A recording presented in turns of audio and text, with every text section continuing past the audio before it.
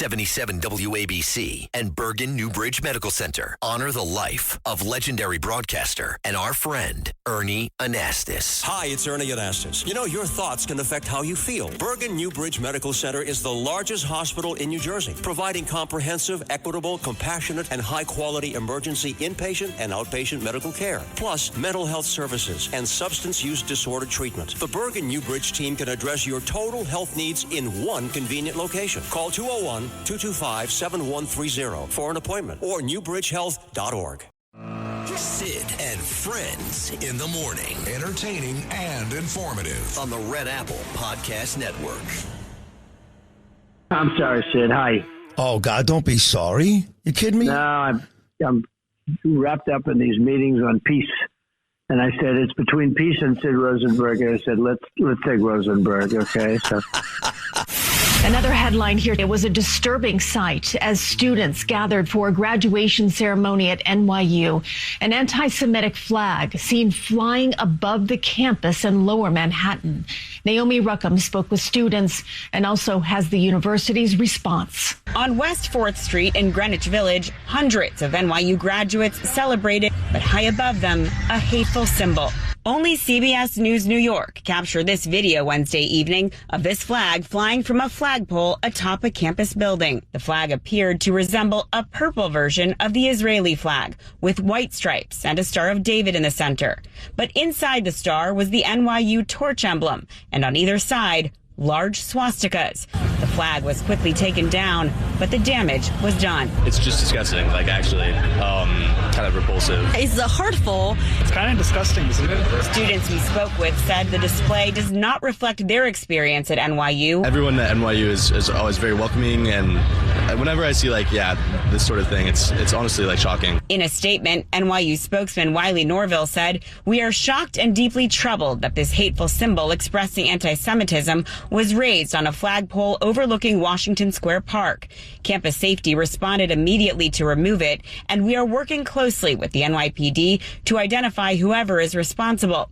I spoke with the student president of NYU Hillel, the university's Center for Jewish Life on campus. She told me she feels supported by the administration and was relieved at how quickly the flag was removed.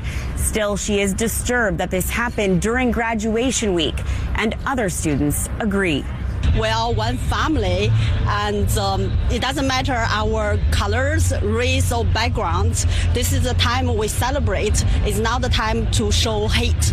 This isn't the first anti-Semitic incident reported at NYU this school year. In September, a Jewish student found anti-Semitic graffiti on his dorm room door. Still, students we spoke with said they believe NYU remains a welcoming place for people of all backgrounds. Students at NYU don't stand for that at all.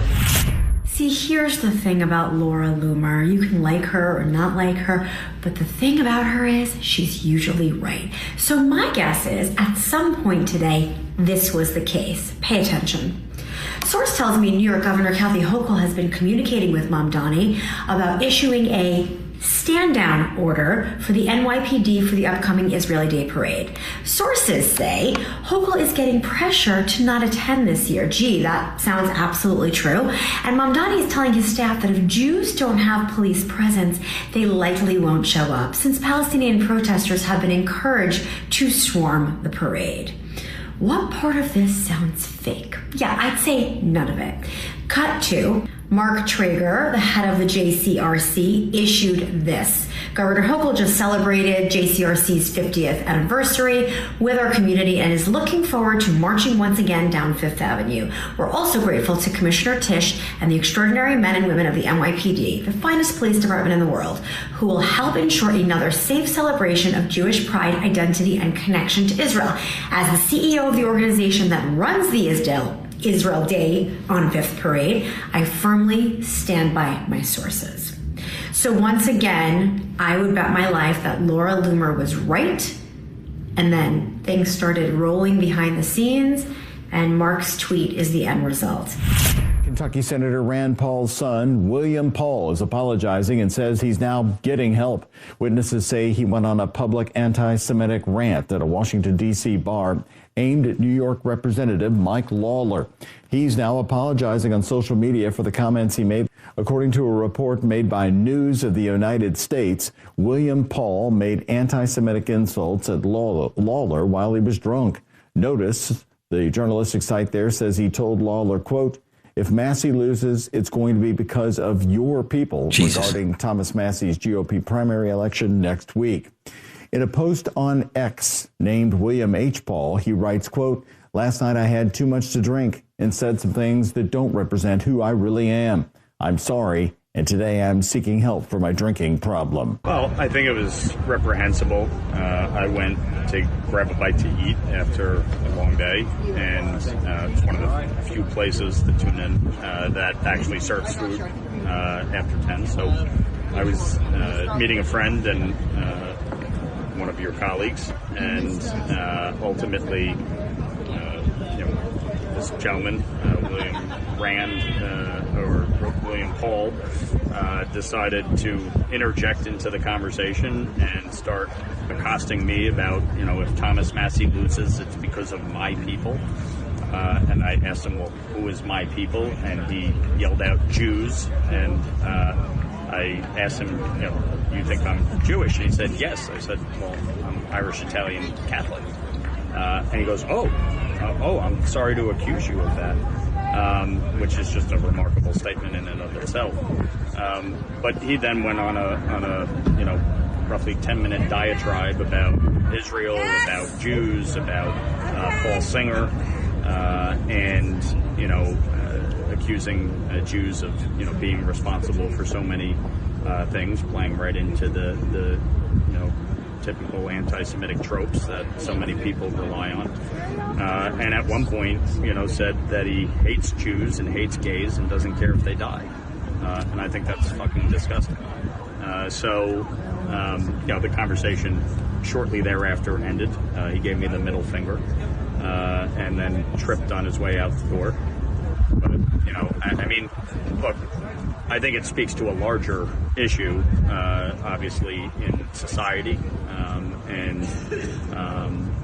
what we're seeing among young people and what we see online. And this is the level of hatred and vitriol, frankly, that some of my Jewish colleagues experience, but many of my constituents experience. I have one of the largest Jewish populations anywhere in the country in my congressional district, and I'm not going to stop standing up for my constituents. I'm not going to stop standing up for the Judeo-Christian values that are at the core of our nation, our Constitution, our rule of law.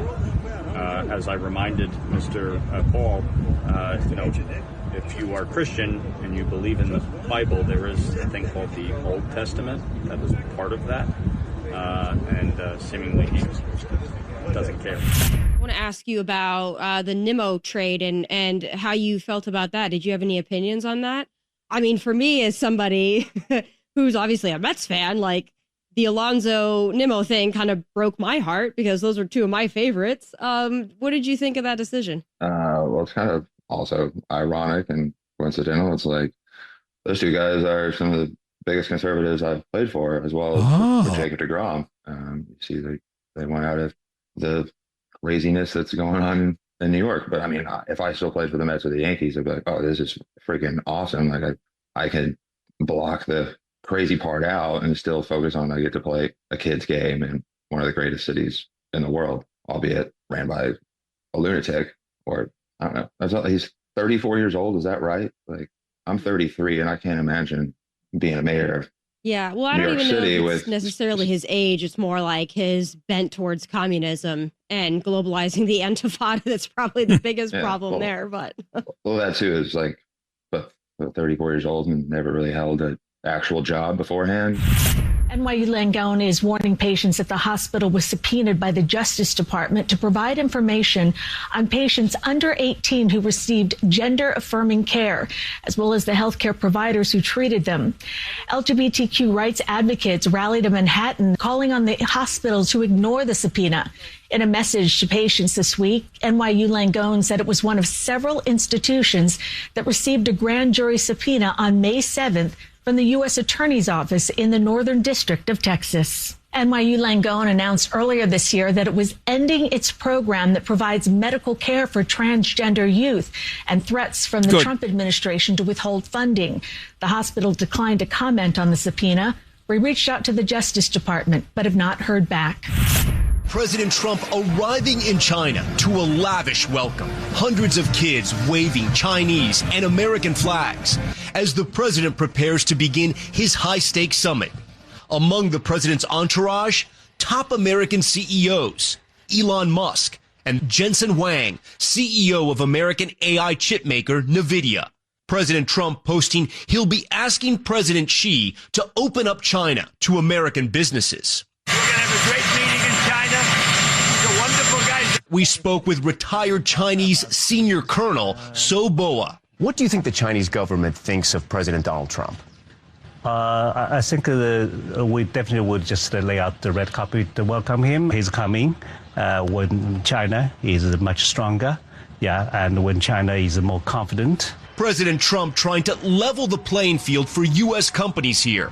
He's hit China with some of his biggest tariffs, and the U.S. trade deficit with China dropped 30% last year to around $200 billion. And there's a new battle over AI. A source tells NBC News NVIDIA's CEO was included in the delegation after a last-minute call from President Trump. The Trump administration accuses China of an industrial-scale effort to steal U.S. technology on AI. And there's a fierce debate over whether more American companies should sell AI computer chips to China. Those chips allow us to be ahead in AI, and quite frankly, the Chinese want access to them. And the new reaction over the president's response when asked if America's financial situation motivated him to make a deal with Iran. I don't think about American financial situation. I don't think about anybody. I think about one thing. We cannot let Iran have a nuclear weapon. The American people understand when it's over, you're going to have a massive drop in the price of oil. Democrats slamming the president. He said, I don't think about Americans' financial situation. God, shut up. Can you believe it? Yeah, I believe Republicans firing back. The president thinks about Americans' financial situation, and we talk about it constantly. Then there's Taiwan, the democratic, self-governing island that China's communist government claims as a part of its territory. How will President Trump respond when China's expected to push the U.S. to soften its stance on defending Taiwan? What do you think the most important aspect of these negotiations is for China? From the American side, I think it is more about the deals, different deals. But from Chinese side, I believe Taiwan issue would be the top agenda. I have a great idea. I think that Staten Island should secede from New York and immediately elect Sid as mayor of Staten Island. So then we get a competition between Staten Island, New York. All the corporations are going to move to Staten Island, and it's going to become the greatest place in the Northeast. I am watching right now on Fox News as I'm hosting this great radio program, President Xi at a state banquet in Beijing. They're 12 hours ahead. So right now in China, it is 6:18 p.m. It's dinner time, as opposed to where we are, 6:18 a.m. And most of you listening right now just waking up, whether it's 3:18 a.m. in Los Angeles, got many listeners there, or 1:18 p.m. in Tel Aviv, many listeners there. It is 6:18 p.m. in Beijing, and I'm watching President Trump sitting, watching President Xi speak. A vacant chair next to the president, who just walked in maybe 5 minutes ago. Monica Crowley, our dear friend Monica, she walked in Eric and Laura Trump. And then not far behind Eric and Laura was the president. I did not see Donald Jr. there. And then before the president and Eric and Laura arrived, they had coverage of this banquet hall in Beijing for about an hour on Fox News. And You saw everybody kind of milling around, from the Secretary of State, Marco Rubio, to the Secretary of War, Pete Hegseth, Stephen Miller. Saw Elon Musk sitting there talking amongst people. I did not see Jensen Huang, but of course, he's there, the CEO of NVIDIA. And if you don't know this story, this is part of the reason why this trip is so important for President Trump and America. NVIDIA is about to sell chips to about 10 different Chinese firms. So that's still a very, very live and quality stock. And I think it just got even bigger and better. So that's what this trip is all about. Look, Taiwan is certainly at the center of all this. You know, we don't let people mess with Taiwan, and China keeps kind of poking that, right? Kind of poking it. They've got plenty of military in and around Taiwan as if they're going in any day, but they don't do it because it'll be a nightmare with us. So that'll be a discussion. Iran will be a discussion. At some point, President Trump will say to Xi, you need to stop supplying weapons to Iran or I'm going to hurt you, you know. But the business aspect of this is a major part. We've talked about this for days with Gordon Chang a couple of days ago, John Solomon yesterday. Was there about 17 CEOs? Everybody from Tim Cook, Apple, Jensen Huang, NVIDIA, Elon Musk, we just mentioned. You got the guy from Boeing Jets. He's there, too. So business is a major part of this deal, business moving forward between the two countries. And you already heard yesterday, right, that the Chinese are contemplating buying oil and gas from America. Well, how about that, Noam? That's huge news. It looks like it may be a done deal because we're looking at some of the readouts that both governments had put out since, you know, they had a 2-hour meeting today, the president and President Xi. And apparently they did agree that there'd be oil, American oil sent to China. They would sell oil there. This is huge. Yeah. This is huge. Didn't Biden at one point, did he go to China? I don't remember. I know he called him at some point. He never went, did he? I don't think he went, no.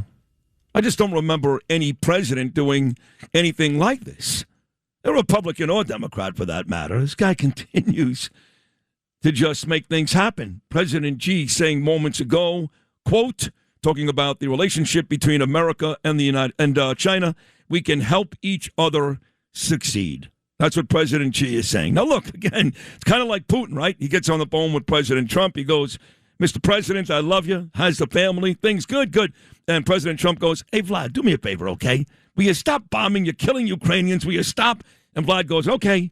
Hangs up the phone and then bombs Kiev like 10 minutes later. So we're watching President Xi talk about we can help each other succeed. They spent 2 hours talking. Now they're at a state banquet together, but you really can't trust them.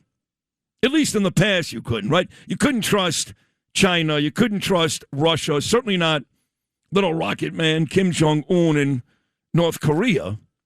But maybe Trump is turning that table, and he can do it. Why is that? Because unlike the last couple of presidents, Biden, a complete waste of vegetable, Barack Obama, who tried to smile and buy his way out of everything, don't get mad, I'll send you money, whether it was the Palestinians or the Cubans, or Iran for that matter. This is the only guy, President Trump, that I can remember, dating back to Ronald Reagan, talking to Gorbachev, that actually does instill a little bit of intimidation, but also respect.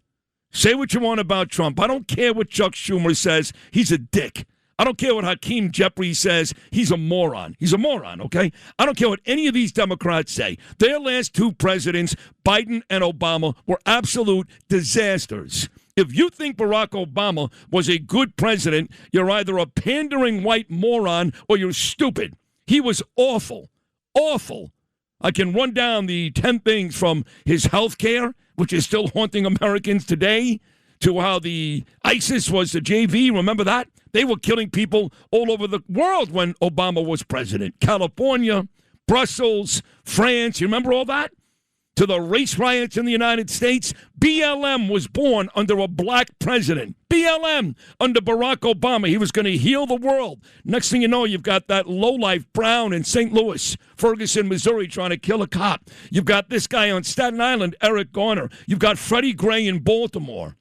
The bailouts, car industry that crippled America. His economic growth was the slowest in the history of the country. Don't tell me Barack Obama was good because he can speak well. He was awful. Now you got a guy that's getting it done. And she just said moments ago, we are partners. Well, we should be. I'm sorry.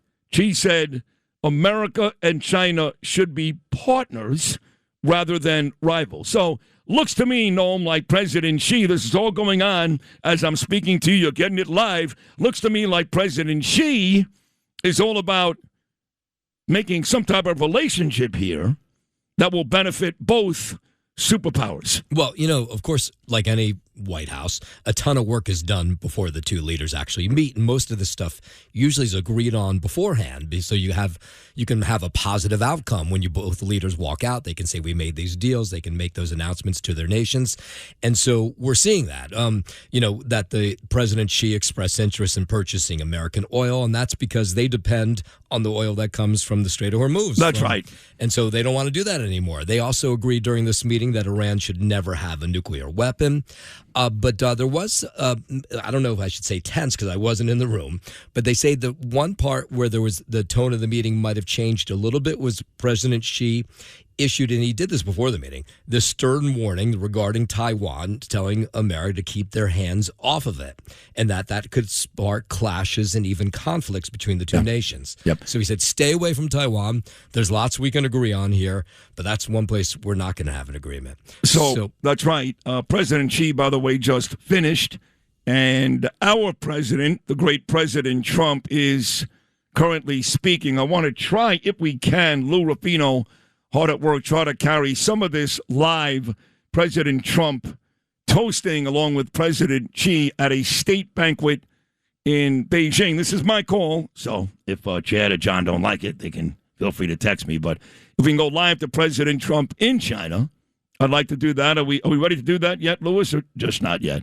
No. All right, well, give us 1 second. Well, then I want to get to all these. What else you got there? No, I was going I'm to tell sorry. you that some of these discussions, I can tell you, talked on increasing Chinese purchases of U.S. agricultural products, passenger planes, expanding market access for U.S. firms in China. And then the one that they seem to agree on, too, is curtailing fentanyl production. A lot of that fentanyl that's coming across the southern border is Chinese fentanyl. And so he's saying, wait a minute, you can't do this anymore. And apparently they came to some sort of agreement on that as well. That is all great. Okay, great job out of you, Noel. Let's go live right now, once again, to Beijing, China. It's a toast, a state banquet. President Xi just wrapped up his speech. Here he is, our great president, President Trump. 在这一次历史性的国事访问当中非常慷慨地接待了我的代表团。That's not him, obviously. 那么今天早些时候，我们跟中方进行了富有成效以及具有建设性的对话。那今天晚上将是我们另外的一次机会，能够共同再次讨论我们今天早些时候已经讨论到的一些问题，以及我们的共同利益，以及我们如何能够为全人类塑造更好、更安全的未来。The relationship between the American and Chinese people goes all the way back to America's founding. The first American consul to China, Samuel Shaw, arrived on the first American trading ship to reach these shores in 1784. The Chinese merchants had a name for the Americans. They called their visions the New People. 2.5 centuries later, that first connection has grown into one of the most consequential relationships in world history. 美国人民和中国人民之间的友谊。 Well, I think most of our audience doesn't understand Chinese. Half the audience barely understands English. But that is President Trump live in China. Anything else from this China story before we get back to it with Gordon Chang tomorrow? No, I mean, they said the tone of the meeting was great. And as you said, Xi ended this meeting saying the two nations should be partners and not rivals. And he said he wants to work towards that. All right, now let's get to New York City. There were 3 stories. Talking about 3 stories, let me get to this first. Do you guys realize that New York Newsday, you know that paper? Of course. It's out on Long Island. It's a rag, that paper. You know, it's terrible. And they hate me. New York Newsday hates me. They hate President Trump. They don't even like Bruce Blakeman, who, of course, is running for governor, and he's a Nassau County executive. They don't like Republicans. That's the bottom line. It's Long Island's version of the New York Times. Do you guys realize, Lou and Noam, that there were 3 different stories? It's one thing to get 1 or 2. 3 different stories highlighting me in yesterday's New York Newsday. You believe that? 3 of them. What were they all about? Well, I'll tell you right now. One of them was, how did I start my conversation, my 40-minute conversation with President Trump on Tuesday? At the very top, I asked him about Bruce Blakeman. And obviously, Bruce is a Long Island guy. So there was a whole story about Trump and I and Bruce Blakeman in our efforts to make sure he wins governor. So there's one, okay? Here's the second one. You know, my good friend Anthony D'Esposito, who was a congressman and a good one, he lost to Laura Gillum, and he's decided not to run again because right now Anthony is serving as President Trump's general inspector for the Labor Department. He's doing a great job. He's uncovered billions of dollars in fraud, right, like Lee Zeldin does, like J.D. Vance does. So the lady that's now running against Gillum was on this show with Peter King last week. She loves me, loves this show.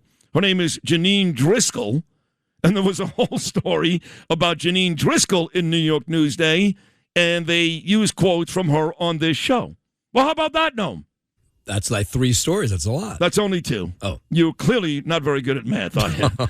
Blakeman and Driscoll, the third story. Here we go, okay. This guy is also running for Congress, and I like him. He's running against Tom Suozzi. He's got a primary coming up, but assuming he wins, he'll run against Tom Suozzi for a second straight time. This kid, Mike LaPetri, you know him, right? Sure. Supposedly, he's involved in some type of scandal about his resume. They're saying that he may have fibbed a little bit on his resume. I didn't read it. I don't care. I like Mike LaPetri. You know, Tom Suozzi's a phony. But they found a way to include Sid Rosenberg in the Mike LaPetri story in New York Newsday, too. So, Trump and Blakeman, Janine Driscoll, and Mike LaPetri, 3 different stories, one day.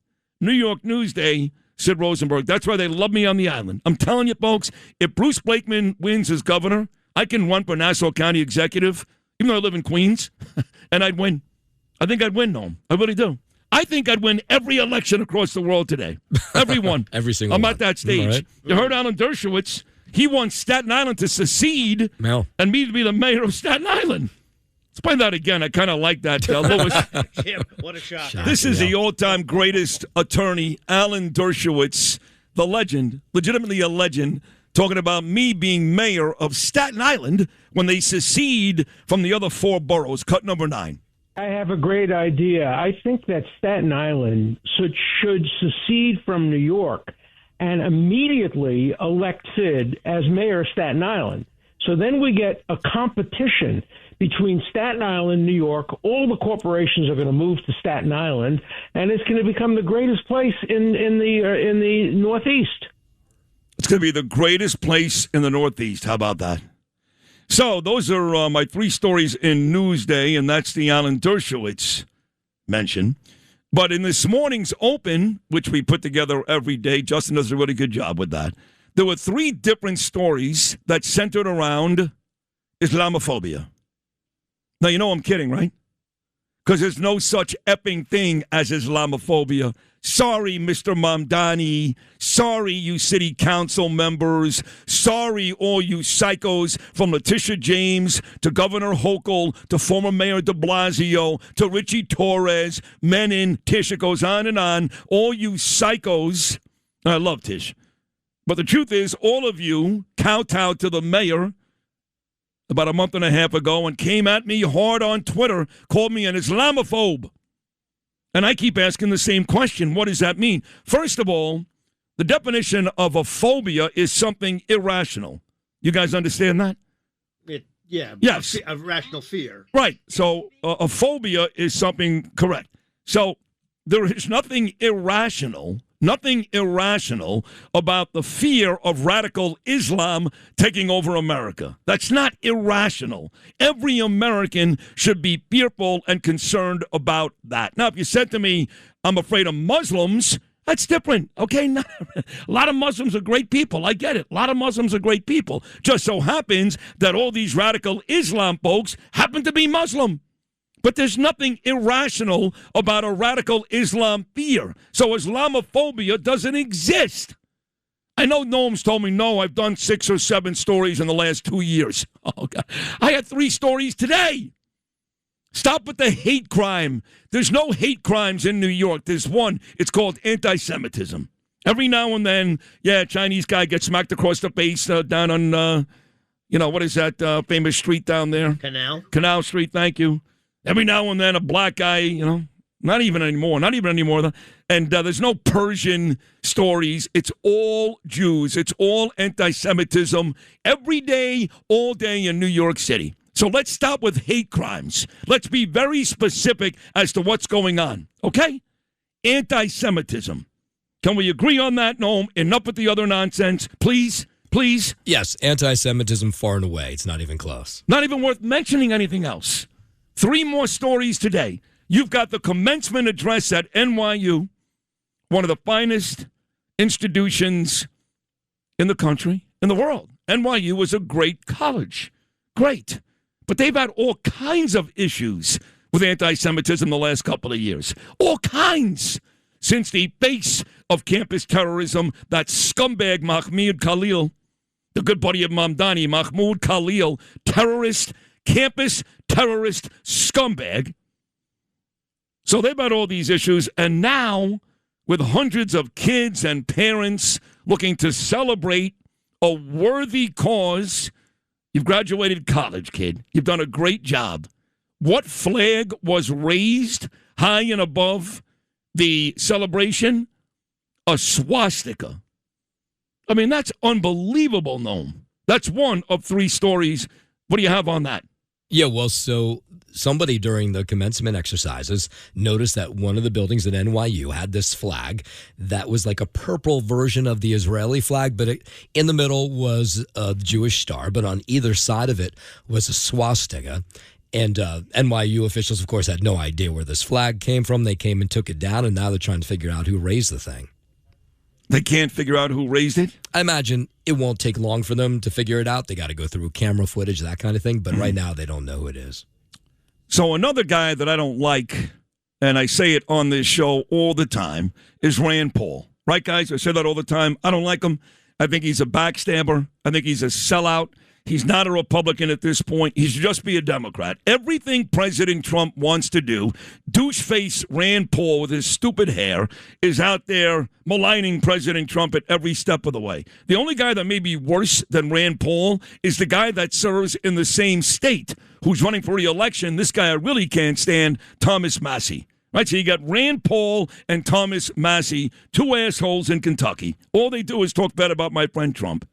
So now Rand Paul's kid, William Paul, is at a bar in Washington, D.C. He's had one too many. I don't fault him for that. I've been to rehab twice. Okay? I'm not one of those reformed drunks who, yell at people who get drunk. But I do yell at people who get drunk and start spewing anti-Semitism. Here we go again. Story number 2. Rand Paul's son, William Paul. Now, am I going to blame Rand? I don't know. Maybe William heard something in his house. He was raised there. I don't know. I know my first cousin, Norm Coleman, a very proud Jew, former senator from the great state of Minnesota. He runs the RJC these days, him and Matt Brooks. He happens to like Rand Paul. I don't. But when William Paul, Rand Paul's son, starts talking about your people and how the Jews are destroying the world, he may have heard that somewhere. I don't know. Either way, Mike Lawler came out and blasted the kid. So we're going to have Mike Lawler, Congressman Rockland County, the man that President Trump refers to as Mr. Salt. Lawler's going to join me live this morning, coming up at 7:35. And Lawler came out and said it was just despicable.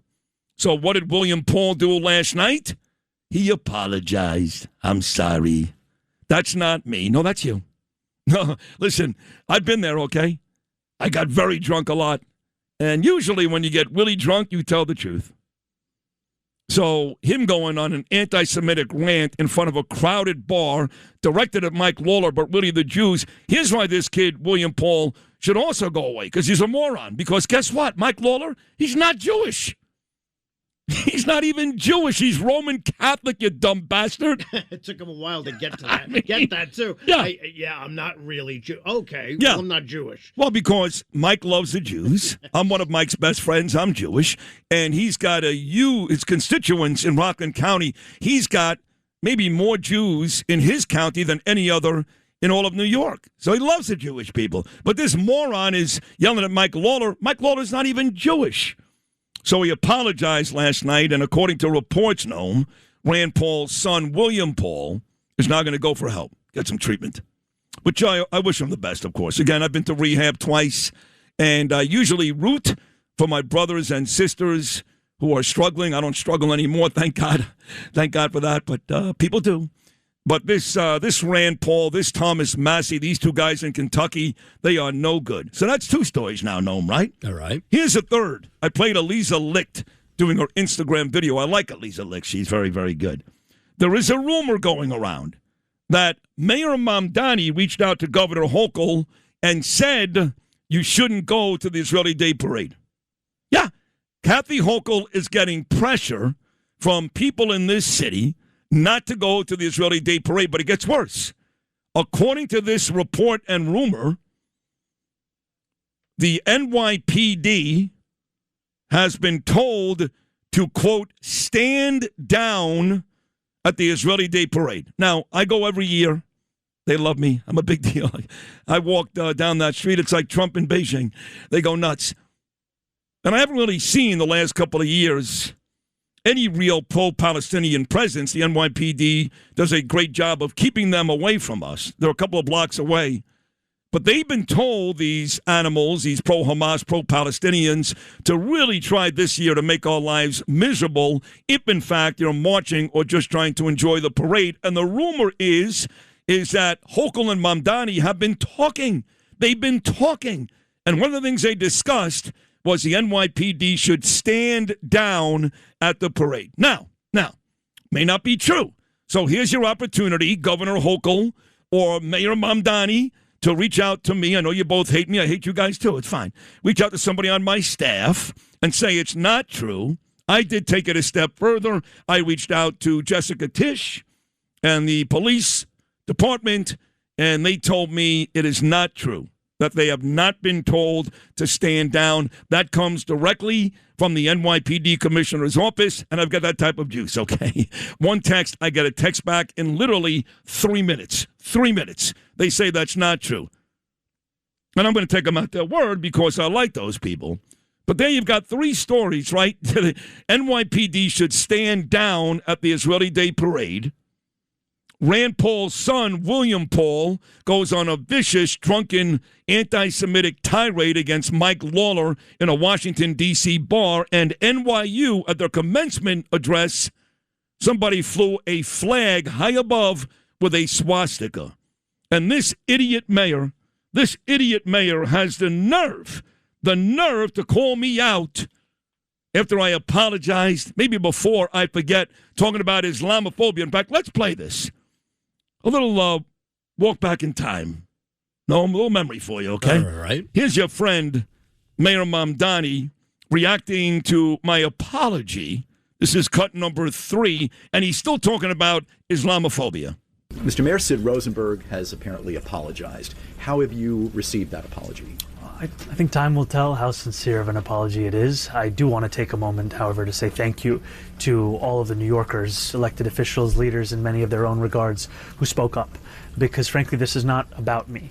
This is about the more than 1 million Muslims who call New York City home and who have long had to deal with racist and dehumanizing rhetoric and the absence of any kind of pushback. And what we saw over these last few days is so many leaders across the city standing up and saying that this is not the kind of language we will accept in a city that is home to all of us, not to any one set or group. How did you learn of the apology? Did he call you? No, I just learned of it on social media. Do you think he ought to? I'll leave that to him. My focus is on the work at hand, and I appreciate everyone joining hands to make this a city for everyone. Nobody joined hands. The Democrats are a bunch of pussies. They're scared to death of you, especially Kathy Hochul. They're scared to death that the DSA is going to primary all of them. Nobody likes you. Nobody joined hands with you. Like I talked about yesterday, Chaz Palminteri, the great movie Bronx Tale. Is it better to be loved or feared? Don't kid yourself, folks. It's better to be feared. Okay? You get more done when somebody is afraid of you than if they love you. And they're afraid of you. Congratulations. That's a good job by Mamdani. 34-year-old guy, never ran a business in his life, not even a lemonade stand, and he's got a whole party scared to death. So much so that the night before that apology and his press conference, every one of these Democrats put something on Twitter going at me, calling me an Islamophobia. Whatever the hell they call me. What do they call me, no? An Islamophobe. Whatever the hell. Yeah. It doesn't exist. It doesn't exist. We've got one major hate problem in this city, in this country, and around the world. Have you seen London lately? They stab Jews in the street. Have you seen all of Europe lately? They kill Jews in the street. Anti-Semitism, that's it. There is nothing that resembles Islamophobia in New York.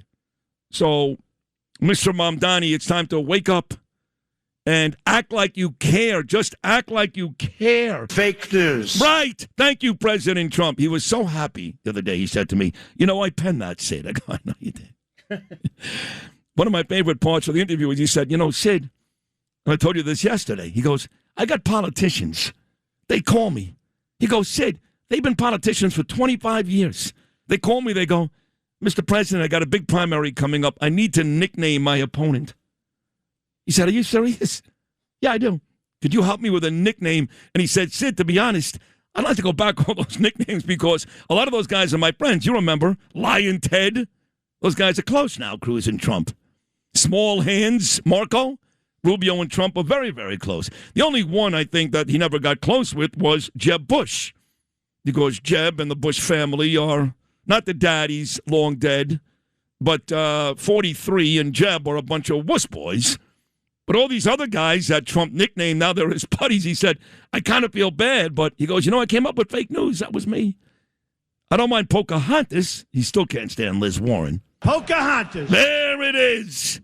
Do you have Lion Ted puts his hand on the Bible? That's one of the all-time greats. I love Ted Cruz. Ted Cruz, you talk about a fighter for the Jews. He's out there every day punching that scumbag Tucker Carlson right across the face. Sleepy Joe. Oh, good old Sleepy Joe. That's right. He called Chuck Todd, my buddy from Meet the Press and NBC, Sleepy Eyes. I think he was Sleepy Eyes Chuck Todd. I think it was fake news. Fake news. Katsimatidis asked me yesterday, has Trump given you a nickname? The truth is he has not, so, which I'm happy about. I could do without that. So we got a major guest list coming up today, the CEO of JNS.org. That's where I get all my information on Israel, really on the Middle East, on the war. Nobody does a better job than Alex Traiman. And you guys know I've gone to Israel 4 times. I'm going back on June the 18th. And I do my shows from these brand new, beautiful studios that Traiman built for JNS in Jerusalem. So he's actually live in the studio. I'm looking at him right now in the newsroom. He's in New York for a couple of days, so we'll bring Alex in, talk about the Middle East. Also on today's show, as I mentioned, Congressman Mike Lawler. He'll talk more about this William Paul rant. Elizabeth Pipko, she's back in studio today. We haven't seen Lizzie since she had the baby. That, of course, is Lara Trump's best friend. Also, Cherie Devaux will stop by today. She's the first and only female trainer to train a horse that won the Kentucky Derby. That's right, Golden Tempo won that big race a couple of weeks ago. The news is Golden Tempo will not race this Saturday in the Preakness. Be back for the Belmont, but we'll talk to Cherie Devaux coming up today. Suzanne Miller on the latest in real estate, and the big one this morning, the big ratings, the great Bill O'Reilly. Sid and Friends in the morning on the Red Apple Podcast Network. He met with President Xi for the better part of 2 hours earlier today, and a lot of good stuff came out of it. A lot of good stuff, like the Chinese ready, willing, and able to start buying oil and gas from us. That is a huge story. Right now, they got to wait for this Strait of Hormuz to, I guess, have business properly so they can get their oil, and it's been a nightmare, obviously. U.S. blockades and Iran with mining submarines. It's just been a complete nightmare. So now Xi and Trump discussed Chinese buying from us, China buying from us. Also part of the conversation. How about NVIDIA? You all have stock in NVIDIA. They're about to sell chips for as many as 10 Chinese companies. We've got about 17 CEOs with President Trump as we speak in Beijing. One of those guys happens to be Jensen Huang, who's the CEO of NVIDIA. Elon Musk is there, and Boeing is there, and Tim Cook from Apple. So during that 2-hour meeting, even before the state banquet, Noam, it looks like there was a lot of very productive talks, and President Xi, who spoke before President Trump about 30 minutes ago, said, why be rivals when we can be partners? He wants a great working relationship with the United States. You know, Trump wants the same thing, so at least they're saying all the right things, yes? Yeah, and he during his toast, the president offered President Xi an invite to Washington. Says, hey, why don't you come to D.C. in the fall? And it looks like that'll happen. Oh, really? Yeah. Because I was reminded by a listener that I guess Xi came to San Francisco, remember a couple of years ago? So Gavin Newsom cleaned up, took all the junkies out of San Francisco and all the homeless, made it look like San Francisco was San Francisco 1985. Not now, which is, it's gone from maybe America's most beautiful city to a complete nightmare. Remember Newsom cleaned up that whole city for that trip? I remember that, yeah. So he was here a couple of years ago. Nevertheless, it looks like it's going well. But I want to get back to Mamdani. Again, I spoke about him at length in the opening segment. Rumors that he wants the police to stand down at the Israeli Day Parade, flying swastikas at the NYU commencement address yesterday. And all this stuff going on in New York City, it's his fault.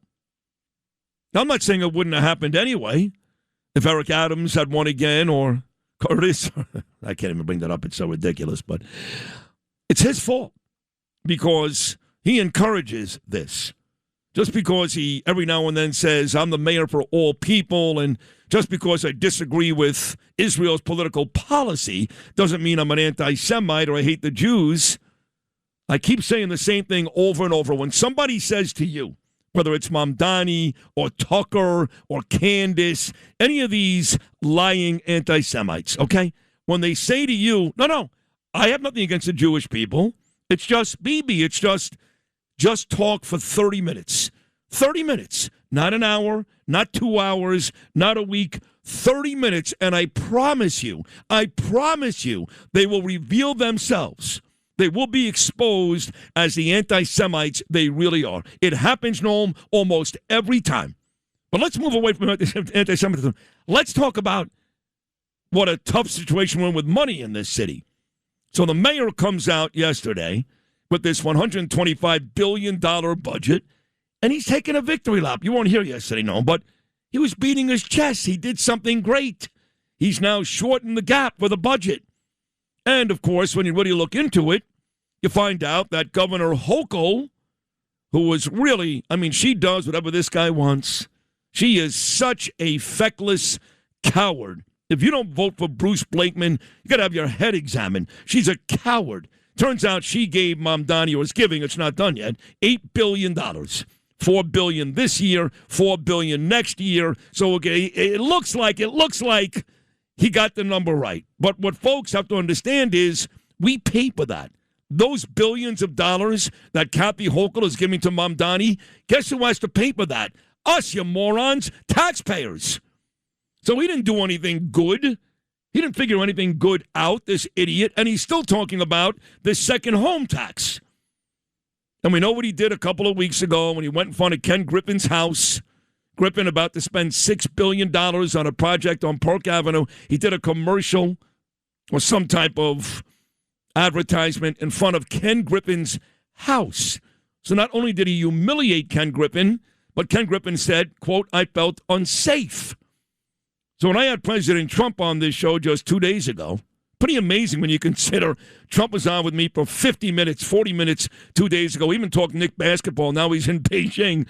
But I did bring up the Ken Griffin situation here in New York, which again is the mayor's fault. That's the mayor's fault. But he's doing a great job, right, guys? He's doing a great job. Here's Trump talking about Ken Griffin and Mamdani, Lewis, cut number 7. Do you know Ken Griffin, Mr. President?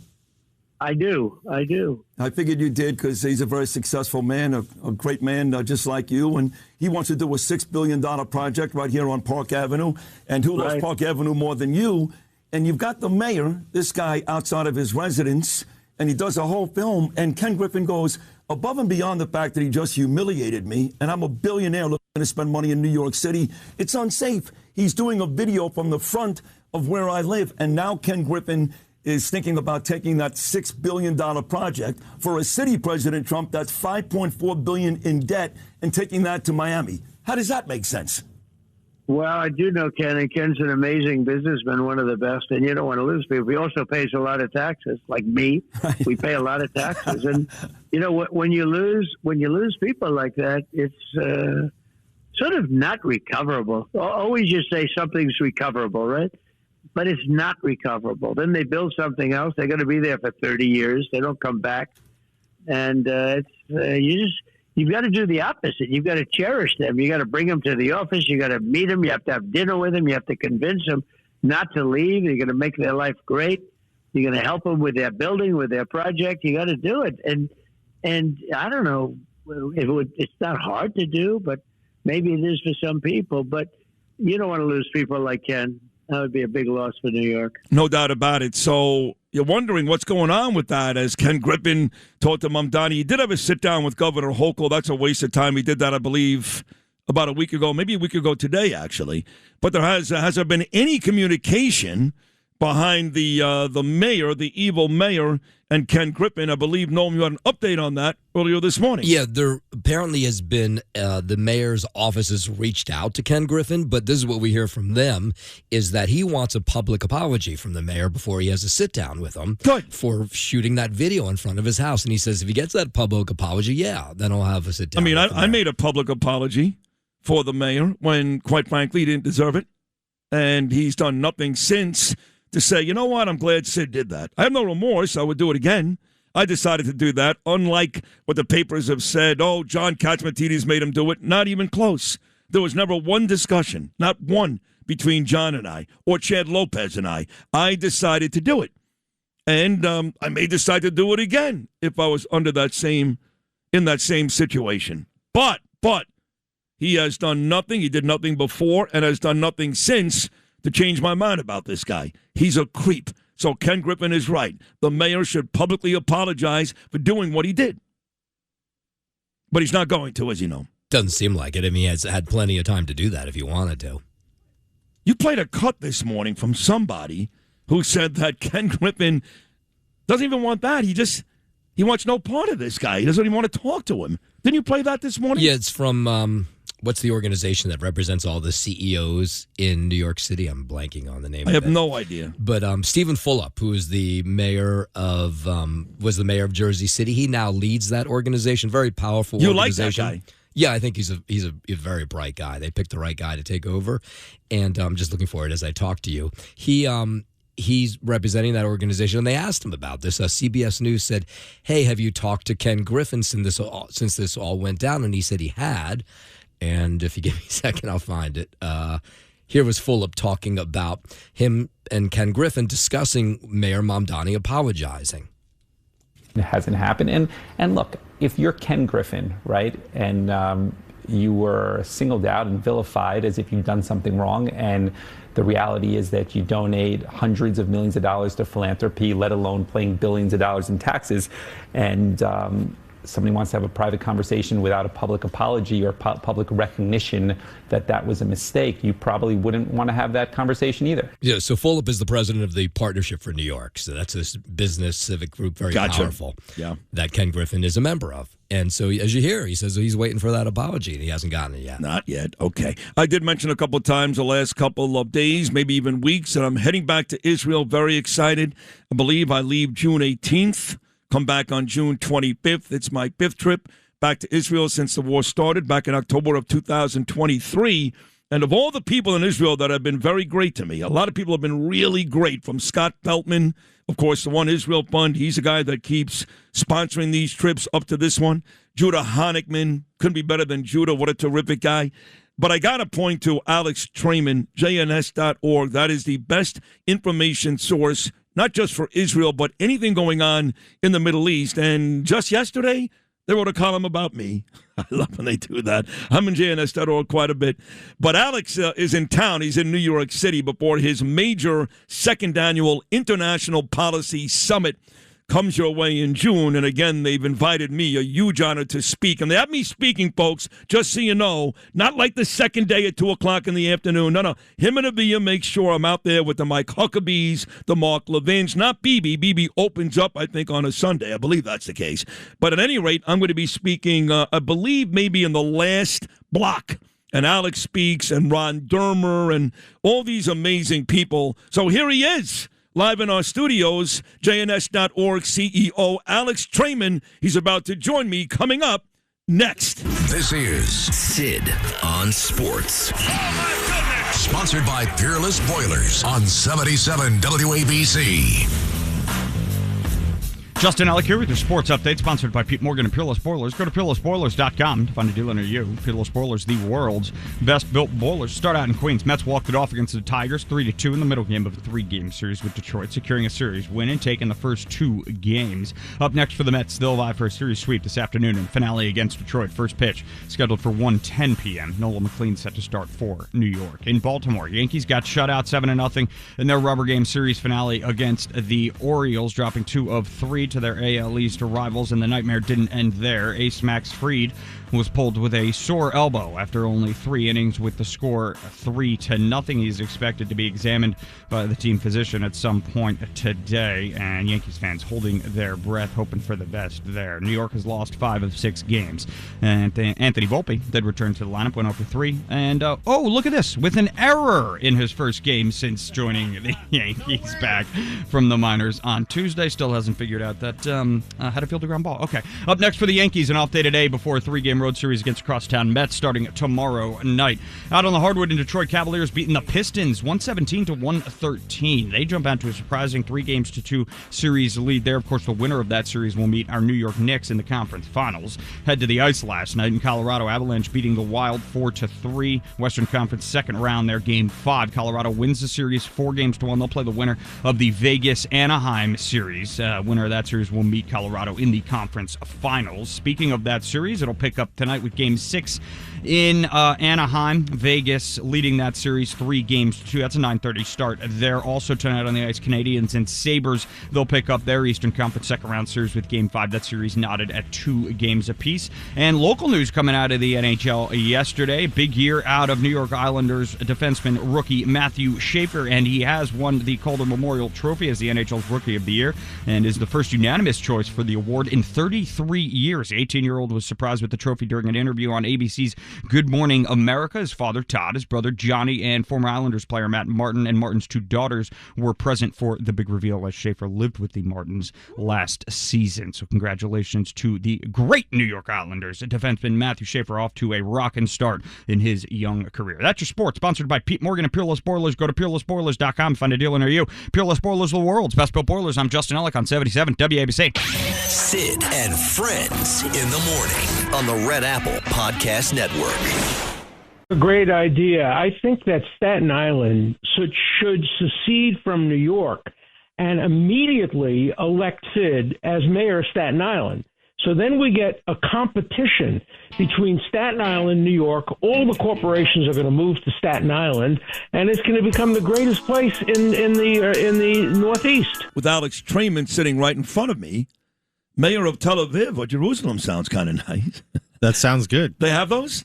Absolutely. How is the mayor in Jerusalem where you live and work? Is he a good guy? Or? He's a pretty good guy. He's a very strong executive. He has a lot of executive experience. He does. And he runs the city really well, and that's why infrastructure is going up all over the city. It is, right? I think I've met him, actually. What's his name again? Mayor Moshe Leon. I met him. I met Moshe Leon. I think I met him at your That's summit. Right. That's right. Which is coming up in about a month. Yeah, I did notice that last time I was in Israel. They talk about building, and Katzmatidis, he's got buildings in Coney Island in Brooklyn. He's got this gorgeous new building in St. Petersburg, Florida. But, John, you want to be smart.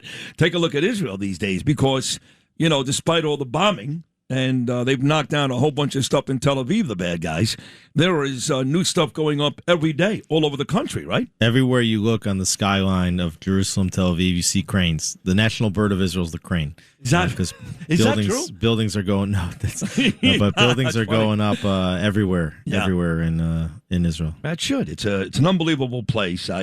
You're not going to convince an anti-Semite it's a great place, but if you're not an anti-Semite, and even if you're not Jewish, the Christian population loves it there. I keep saying to people, my friend did a tremendous job, David Friedman, in Nassau County.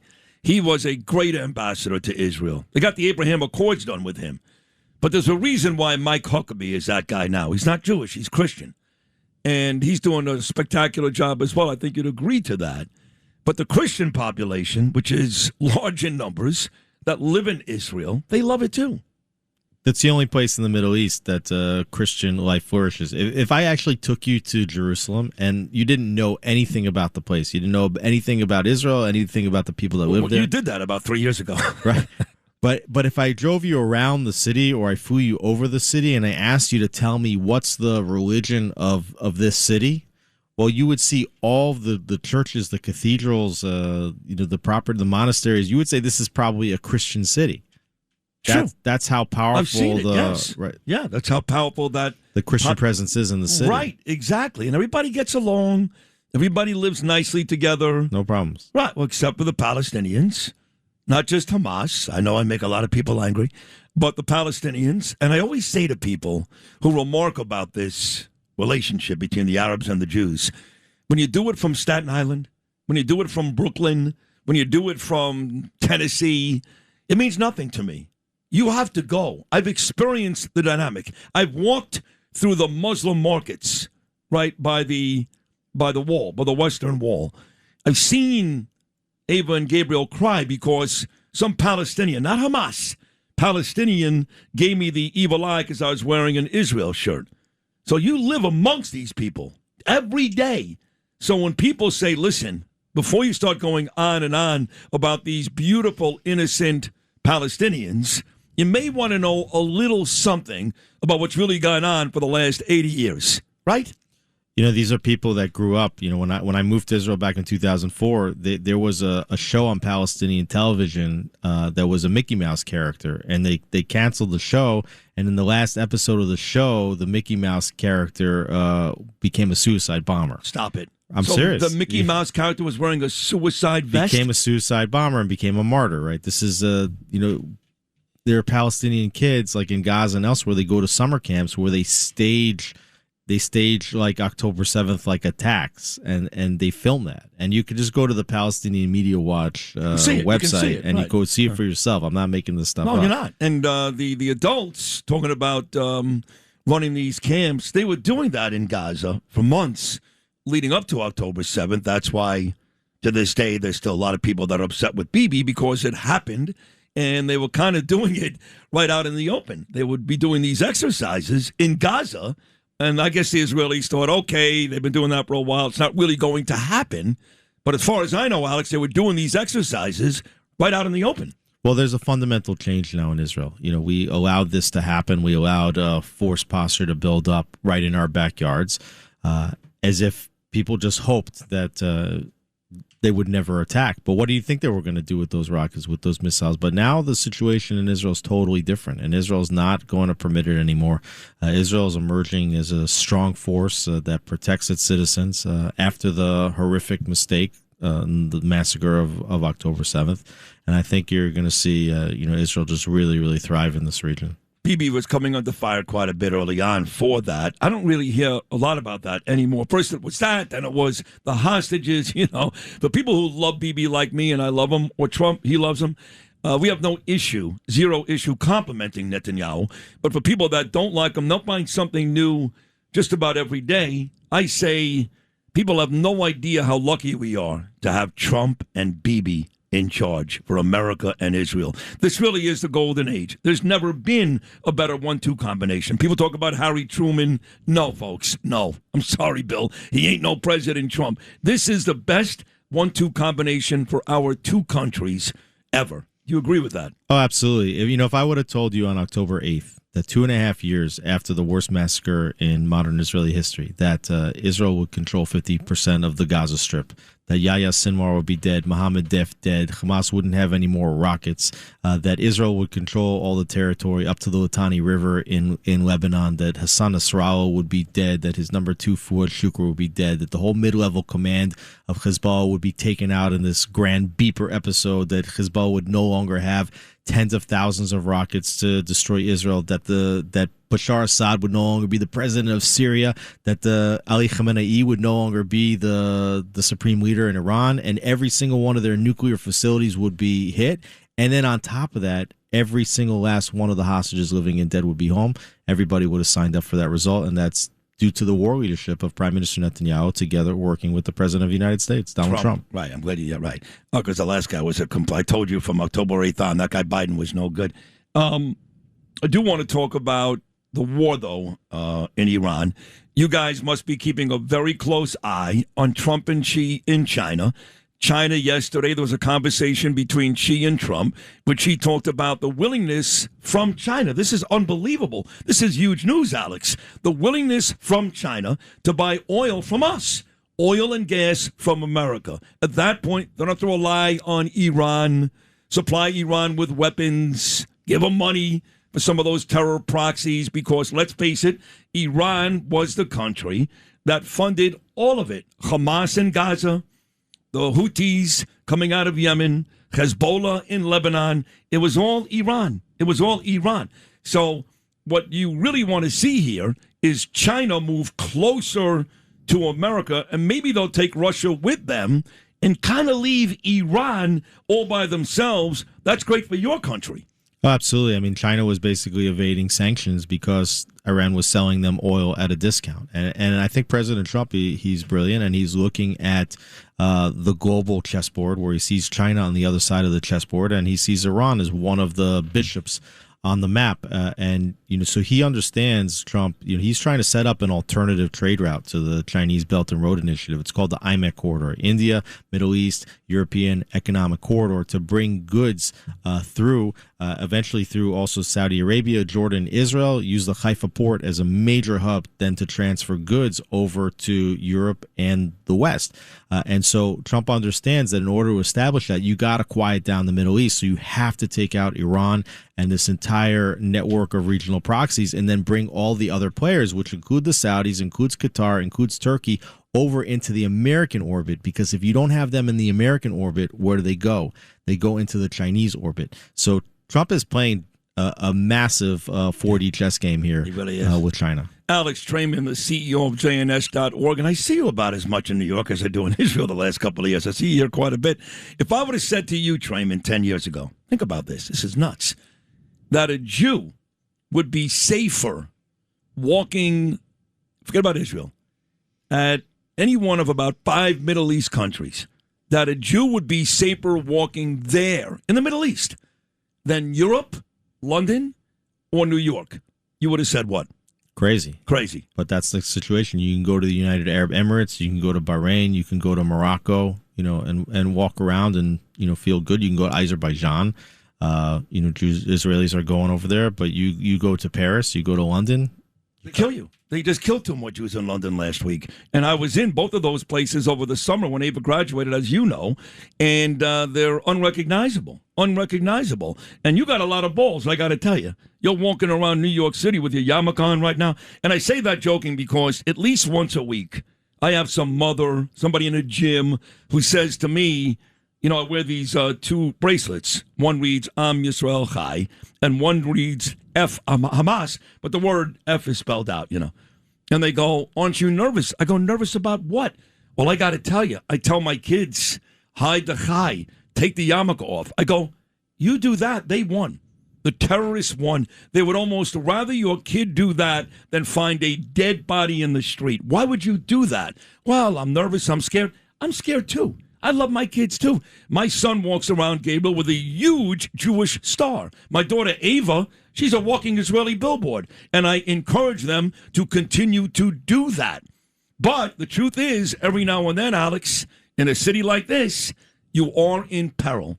And I know you're a New Yorker. You were here for many years. Hard to believe that, right?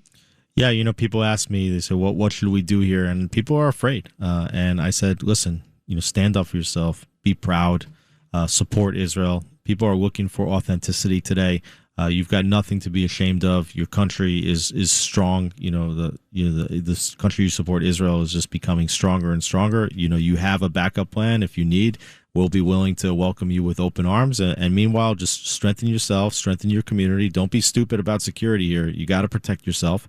And be proud and spread the message of truth amidst all of the lies and darkness that's being spread. How much Mamdani talk is there 7,000 miles away in your home country?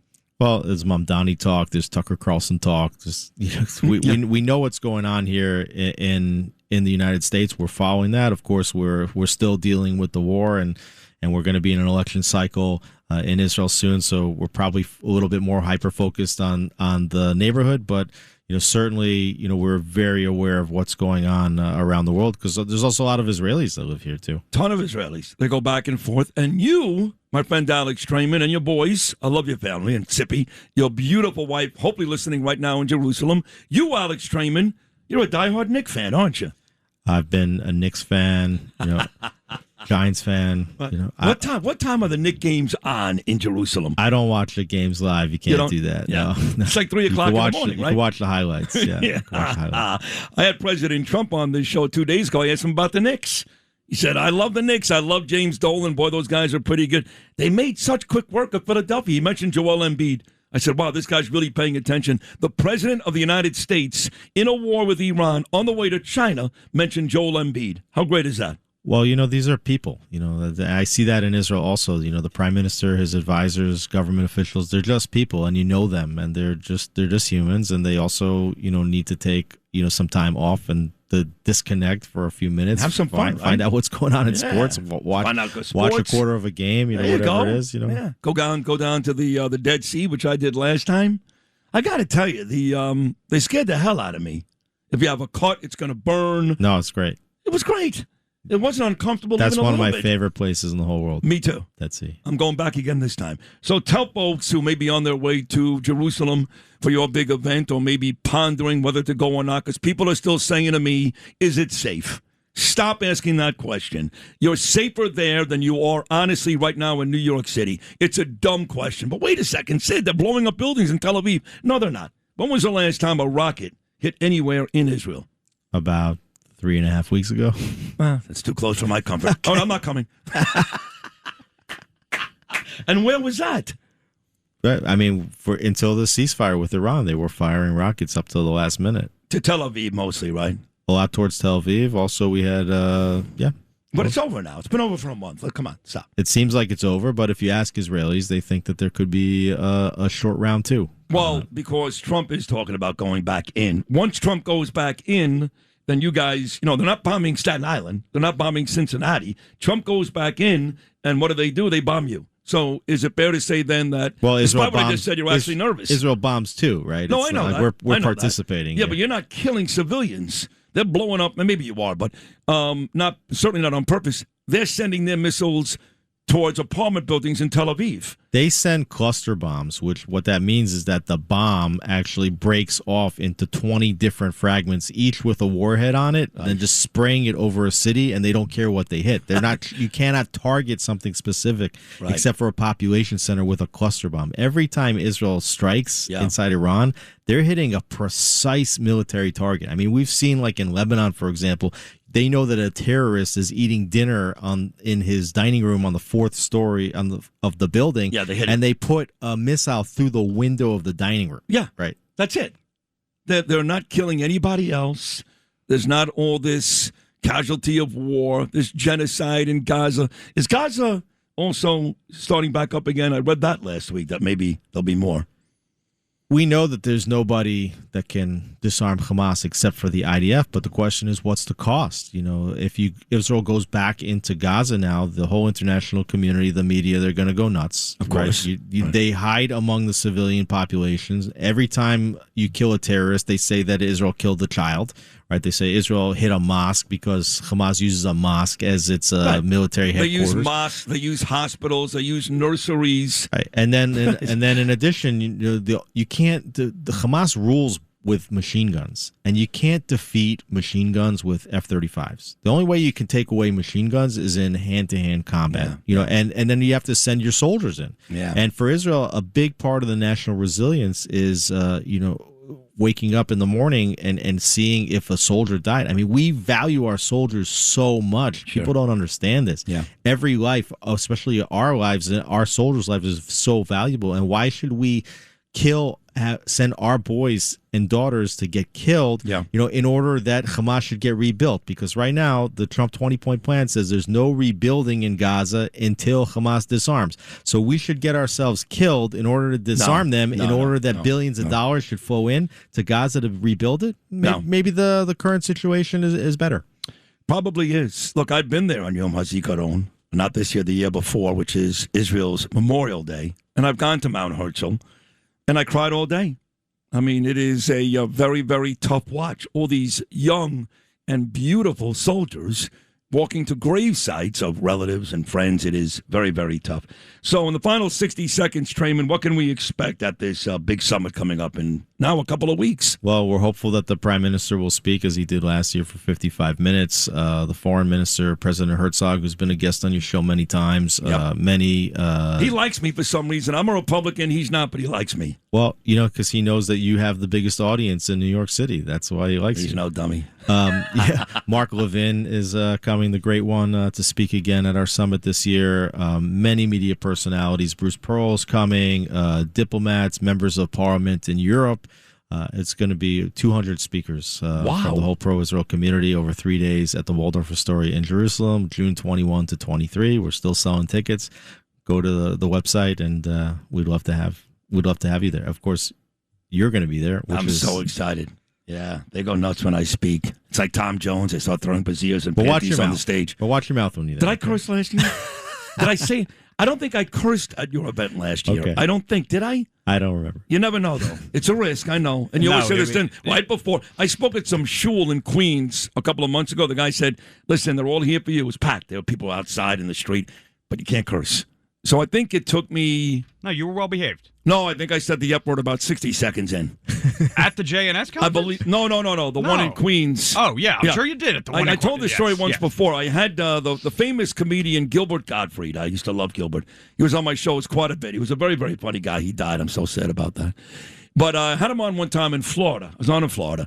And I said, Gilbert, do me a favor. Last time you were on, you said the word penis about 20 times. I had to spend an hour in my program director's office, him yelling at me, do me a favor, Gilbert. Stay away from that word today. No problem. The interview starts, and for a good 12 minutes, all he said was penis. That was it. I think you just said it twice. I know. Well, that's me, though. When you tell me not to say something, you're better off not saying anything. Because once you tell me not to say it, then I'm like, watch someone do the Traiman today. Watch this. No, I know better. It's a beautiful event. You do a great job. I thought that was the last word that was going to come up in our segment. That's amazing, You Sid. just never know. You never know, do you? It's great to see you. I love you to pieces. You know that. You're a terrific guy, and you do a great job at JNS, and the family's beautiful, and I'll see you in a couple of weeks. I'm looking forward to that. Me too. It is at JNS.org, second International Policy Summit from the beautiful Waldorf Astoria in Jerusalem. Alex Traiman does an unbelievable job, and it's going to be 3 days of great speeches and a lot of solidarity and unity. We'll take a short break. We got a lot still to come. Sid and Friends in the morning on the Red Apple Podcast Network. Marco's the guy. The only way, I should say the only way, because we've got a much deeper bench than they do. Our best chance at retaining Pennsylvania Avenue. I've been saying this for a year before anybody else. Okay? I never claimed to be a genius, but amazingly, I'm right about just about everything. Everything is Rubio. I've also told you for the longest time that the king of Rockland County, Mr. Salt, Mike Lawler, is as good as any congressperson, if not the best in the country. And I'm not just saying that because he's on the phone right now, but well, maybe I am. I don't know. I don't think I am. I think I really believe that. Don't you, Mike? Absolutely. Yeah. Do you believe that? For sure. Would you actually say to somebody like I do? I always tell people I'm the best radio host in the country. I do it with no problem. Would you tell people I'm the best congressperson in the country? No, that I wouldn't do. Is it because you don't believe you are, or because you try to maintain some type of professionalism, which I don't have? You try to, there's an old saying, humble in victory, gracious in defeat. Try to be slightly humble. Okay. Well, who's a better politician, you or Rand Paul? Me by far. I've never liked that son of a bitch. I don't like Thomas Massey. I don't like Rand Paul. Way before Rand Paul's kid lashed at you on a drunken anti-Semitic rant in D.C. 2 nights ago. All those guys do. Massey, Rand Paul, Murkowski, Collins, Romney. All they do is, if Trump likes vanilla, I like chocolate. And they're Republicans. They're supposed to be on our team. I can't stand Rand Paul. I was the only guy in the country who was happy. Don't get upset. He got his ass kicked on his front lawn. I was actually happy. And his kid to do what he did to you in D.C. a couple of nights ago, I don't know if William Paul heard that type of talk in his house. I can't blame Rand for that because I'm not there. But usually when a kid goes off like that, he hears that somewhere close to home. Were you shocked, dismayed, disgusted? I know he's apologized now, the kid, but have you heard from, I don't know, his father, Rand Paul? No, I've not heard from his father. And, his son is an adult, so I'm not going to cast aspersions on his father, except to say if that was my child, I'd be absolutely mortified and embarrassed and would actually pick up the phone and say something. Of course. But, nobody has heard from him, and from a number of reporters apparently asked him for comment, and he said he had no comment. No comment. So give me, tell me it's ridiculous. It is mind-boggling. It's grotesque, and Rand Paul should be ashamed of himself. But again, he's not a good guy. I'm sorry. Give me exactly what happened. It was on the news. People read about it. But you're in a bar in Washington, D.C. Here comes Rand Paul's son, William Paul. Are you guys even talking? What happens next? So Washington, D.C. is not like New York. It's actually very difficult to find food after 10 o'clock at night. And I had just wrapped up an hour-plus long staff call, and I went to go grab dinner and meet a friend. I got to the Tune-In, which is right next to the Capitol and the House office buildings. And so there was only one seat at the bar. And so I went to sit down, and sitting next to me is this fully inebriated kid. And by kid, I mean 30-year-old adult. And so he goes, "Are you Mike Lawler?" And I said, "No." And he goes, "No, well, you look like him." I said, "Yes, I'm him." And he goes, "Oh, nice to meet you. I'm Rand Paul's son." And I go, "Oh, okay, nice to meet you." And obviously, anybody who's ever been at a bar when somebody is completely bombed, you have zero interest in talking. Zero. So you knew at that point. You knew right away at the beginning he was gone. I knew this was going downhill at some point. So I'm sitting there. My friend comes to meet me. We're getting food. And I get a text from a reporter, Reese Gorman, asking if I'm out and want to meet up for a drink. And I said, I'm at the Tune-In, and he happens to live right around the corner. So he came over. So he's standing right behind me. My friend is sitting right next to me. And then you have Rand Paul's drunk son sitting right next to him. And so the three of us, excluding William Paul, are having a conversation. And all of a sudden, he jumps in and starts chastising me that if Thomas Massie loses next week, it's because of your people. Your people. Now, I'm not stupid, but I wanted to hear him say it. So I said, well, who are my people? Yeah. And he goes, Jews! Jews! And I looked at it, I go, I'm sorry, what? I go, do you think I'm Jewish? Right. And he said, yes. And I said, well, I'm actually Irish, Italian, Catholic. And he goes, wait, what? He goes, you're not Jewish? I said, no. And he goes, oh my God, I'm so sorry that I accused you of that. And I was like, so I go, wait, what? I go, so, I mean, if I was Jewish, what exactly would be the problem? And he proceeded to go on a 10-minute diatribe about, how he hates the Jews. He was blaming the Jews. He was going after Paul Singer. And I politely reminded him that Paul Singer is an American citizen and allowed to engage politically just like anybody else in this country. And he said, no, he's beholden to Israel. Oh, he only cares about Israel, screaming and yelling. Yeah. And, ultimately I pushed back very directly on him. And one of the things I said to him, I said, let me ask you a question. I said, are you Christian? And he said, well, yes. I said, and you read the Bible, right? And he goes, well, I'm secular. I said, oh, okay. I said, but you do understand the Bible. And he said, yeah. I said, and you understand there's a part of the Bible called the Old Testament. Yeah. The whole thing about Judeo-Christian values, it's because it's at the core of our foundation, our Constitution, our rule of law. Like, you believe in those things, right?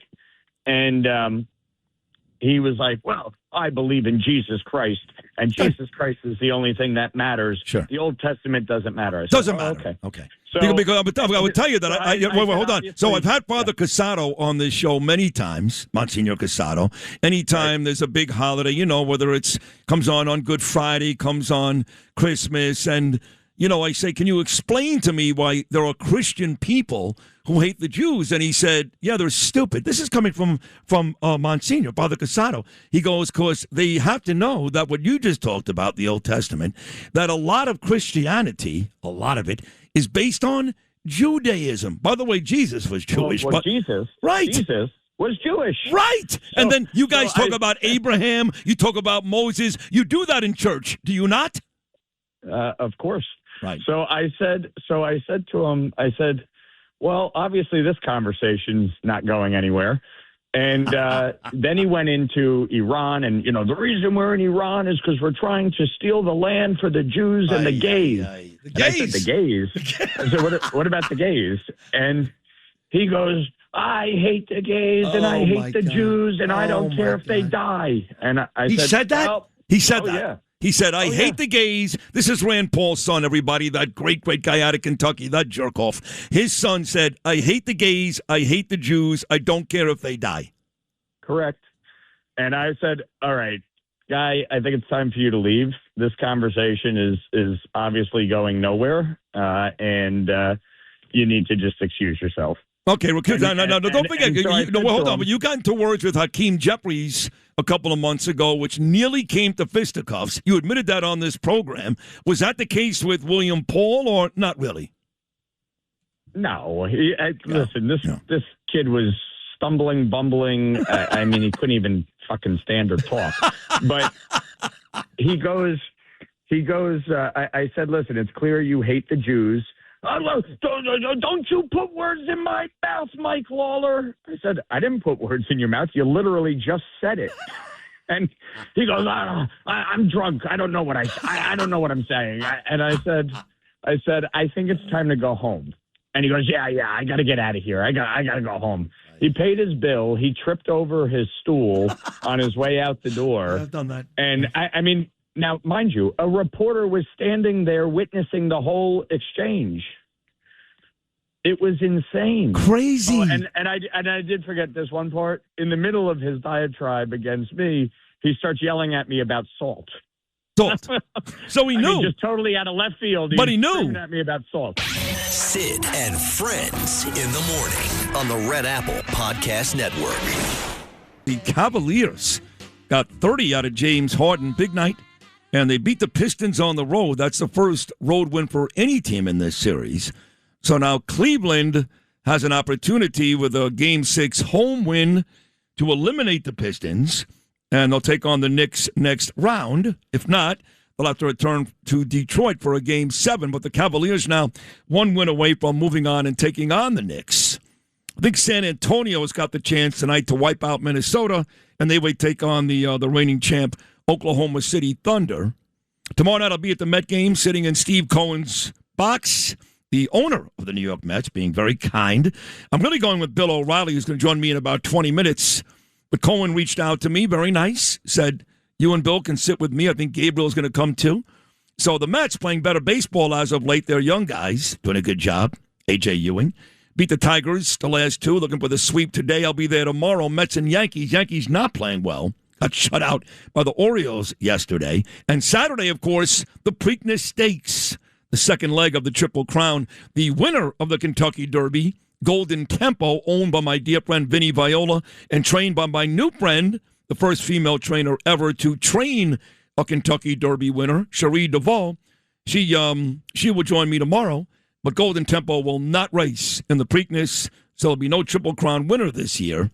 The horse will be back in Saratoga for the Belmont on June the 6th. All right, look who's in studio, one of our favorite people. She's not been here for a long time, since before her daughter was born, and that's our dear friend Elizabeth Pipko.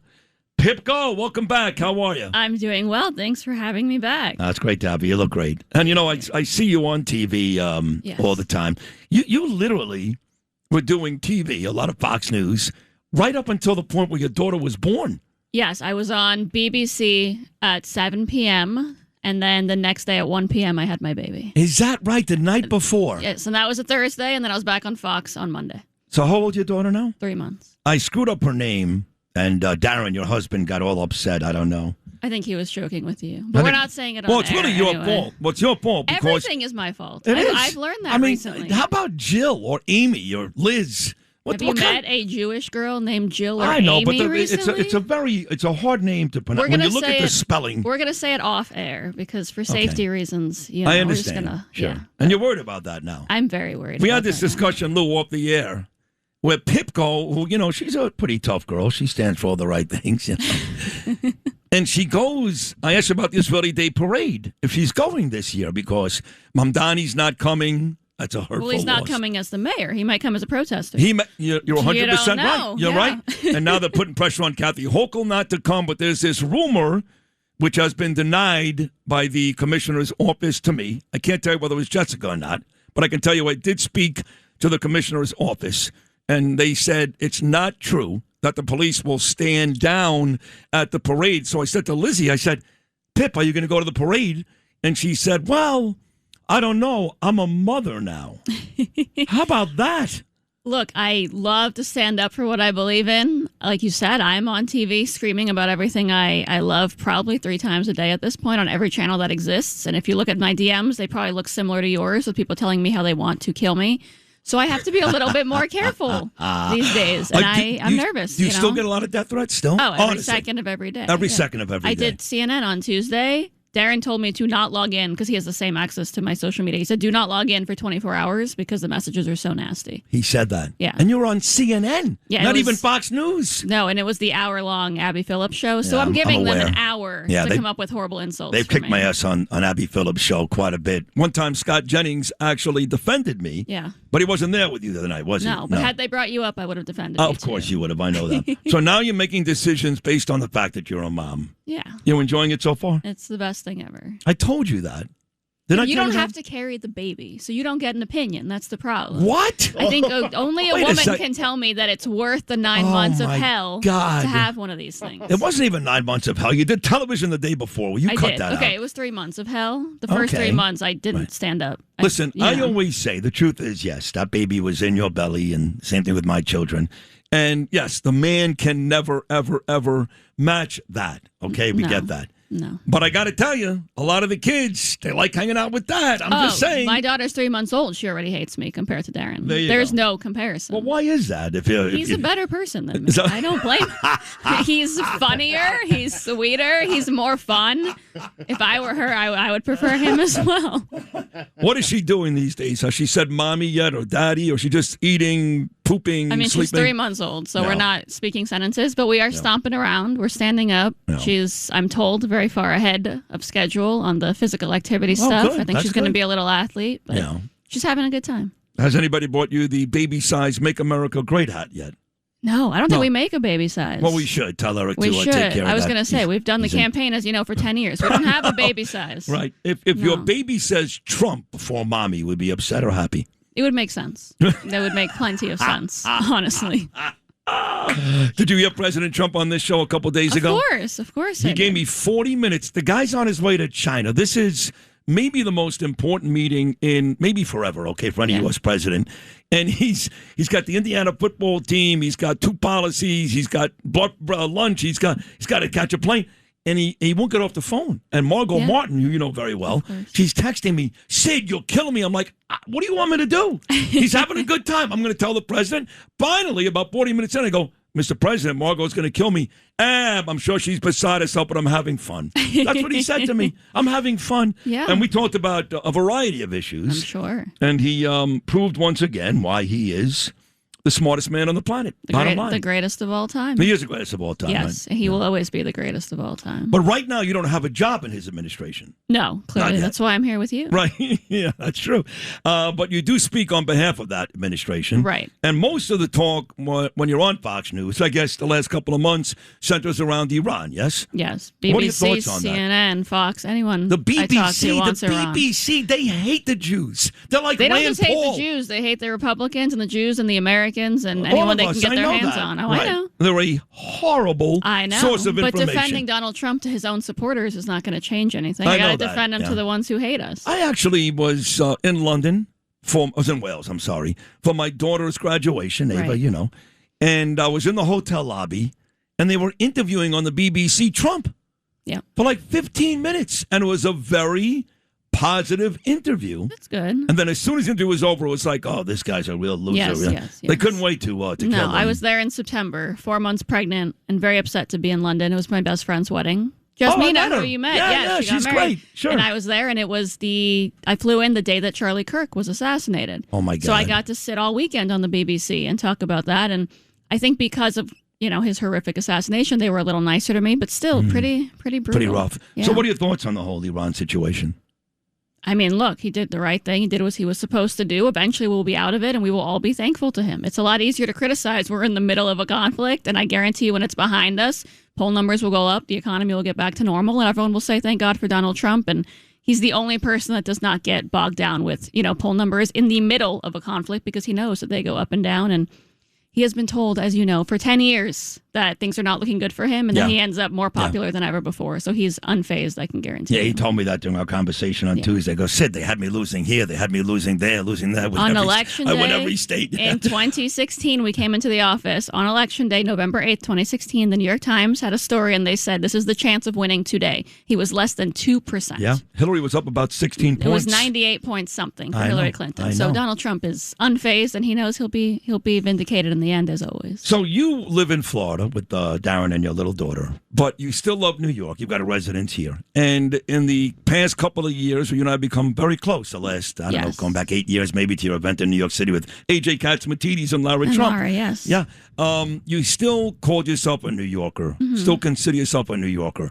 This city's a mess. It's awful. Awful. Yesterday- So are you still calling yourself a New Yorker? I'm a New Yorker because my soul is New York, because I was born and raised here, and I think I have the spirit of a New Yorker. But I called Darren yesterday, and I said, thank God I'm on Sid's show tomorrow so I can scream about how disgusting this city has become. I am enraged. I mean, it took me 3 hours to get back from Brooklyn yesterday. We closed the streets down on my way to CNN because someone was shooting up on the corner and almost died, I think. Then they randomly closed something else because a pothole that's been there since 1997 hadn't been closed up yet. Everyone is angry and liberal and dirty and nasty. They used to be full of spirit. and hard work. And I mean, people loved what they did, and they came to the city to become something. Now they come to the city to hate on those in the middle of the country. And that's all that unites the city anymore, is hating everyone that's Republican or loves America. And they are disgusting, and they're angry, and the traffic is horrific, and everyone is shooting up something. And I am so, so disappointed. Right? I'm so sad about But you have to know that when you elect a bad person. Yes, it gets worse. Right, and he's a communist, he's a socialist, he's a jihadist, anything you can identify badly in a person, that's the mayor of he's a liar, too. He lied about his budget, and in the end, the governor bailed him out. They're all liars. They're all liars, Yeah, I can handle a liar, it's politics, but Right. he despises America and everything that you and I love about New York, he hates. Well, I That's hate the him. problem. And, I hate him, too. Good, you can say that. Because people I'm get not upset. They scared go, to. don't say you hate him. You don't know him. Oh, I know him. No, we know him. Right, we know him, right? Yes. We hate him. Hands down, I hate. Yeah. If people can say they hate Donald Trump, first of all, I can say I hate whoever I want. Right. They can call Donald Trump a pedophile, which is ridiculous. He had nothing to do with Jeffrey Epstein. They can call Donald Trump a Nazi. All that's okay. But if you call Mr. Mamdani a jihadist when he's hanging out with Nurdin and Mahmoud Khalil and alleged co-conspirators of the World Trade Center bombing, He then hires you're a bad them. guy. He hires folks that support Yes. Hamas publicly. He doesn't care. He endangers not just Jews, Americans. He endangers Right. Americans. I despise him. You I am despise him. perfectly happy to say that. So you're going to sell your apartment? Suzanne Miller's coming in an hour. She'll get you a very good deal. First of all, we rent, so I'm not getting you rent, anything. okay. Oh, I thought your parents or grandparents owned that apartment. No, I've just been in there since I was born in that okay. same building. Yeah. No, I have some hope. I love Okay. New York. You never know. You want me to know? run for mayor in 29? Everybody else does. I've thought about Everybody it. You know, does. I've thought about running here as well for You a few did? things. Yeah, there's some stuff Really? spewing. Well, Yeah, now we'll we're see going to what have a fight happens. because you know who endorsed me live on the Oh, air? we're not running for the same thing. Don't worry. Oh, okay, good. Because Yeah. your best friend endorsed me already. I think you should do it. Laura Trump. I already said you should. First of all, I told you before Mamdani won that you should have run against him. So I think just like I told you I was pregnant before I told anybody else, Yeah. I told you to run for You mayor did. before anybody else. And then you told me not to say anything. And, of course, I went on the air, and then I got a text from Elizabeth. Be quiet! No, that was after the White House when the president outed me. No, originally you kept my secret better than anybody. I did for a couple of months. I told you at 3 months pregnant. I Yes. told you after the segment because I didn't trust you. Right, thank you. And then you kept it for 5 months, and I was very impressed. And then we were together And Hanukkah. then the president outed me on stage Right. at the White House, which was very much not planned. That was a great night. He called like 4 people up on stage that day.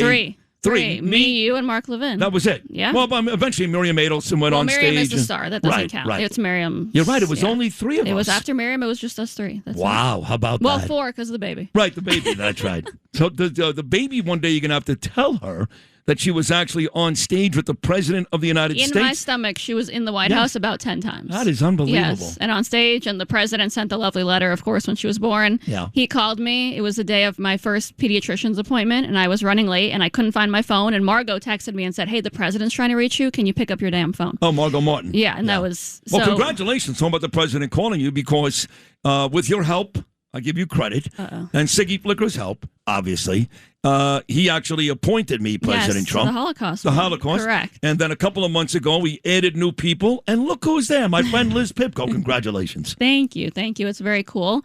But as you know, I still want to make my way probably into D.C. I just had to do a little baby. A little baby first. I told you right after we won, I said, I'm not going yet. I'm having a baby, then we'll go. So the hard part's over. You want to raise your little girl in D.C.? It's safe now, thanks to Trump. Even Bowser better, admits yeah. that. It's better, but it's not South Florida. No, it's certainly not. And I think once she can understand things, then we'll be in, a safe neighborhood. But if she's at home hanging out with her dad, she's happy wherever she is, You look so happy. I've got to know you very, very well. I can tell when you're not so happy, when you are happy. Because I'm never happy.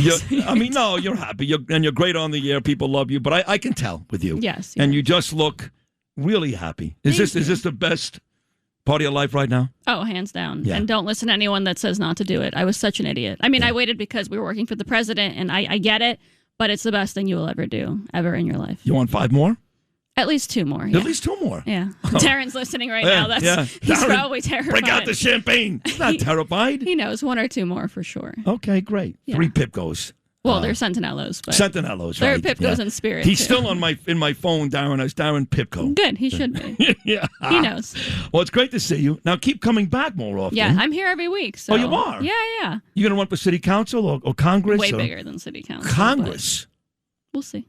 Oh, I'd love to see you run against Chuck Schumer. Well, that's a Senate AOC, seat, right? That's Senate. That's what we're thinking.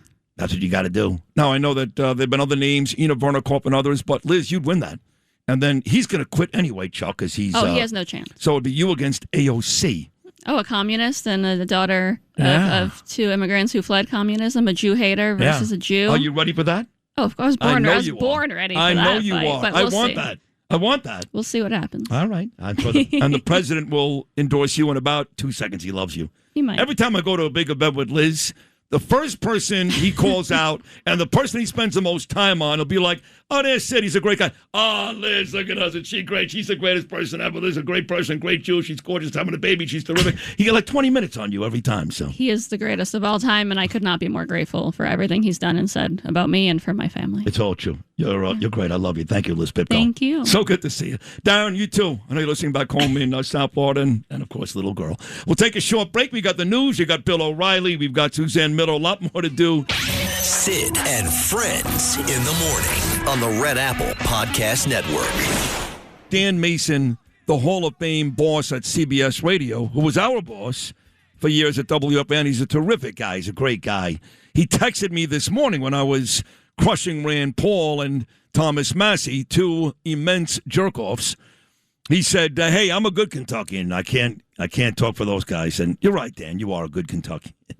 So that's why I said Dan Mason. But Anthony Mason, you're right, did the interview. Yeah, and what a great show that was that he used to do. Anthony? Yeah. Oh, no more? Is he done with that? I don't know if he's still, but I'm not up at that hour. So Me either. This time I happened to be up, and he would do all these musical guests. He was one of the last guys, I think, to interview Tom Petty, I think. He was. And the last guy to interview Imus. Really? Was it? The I-Man did a little Anthony Mason on CBS. Oh, yeah. Oh, I know he did. For the retirement. Yeah, for the retirement.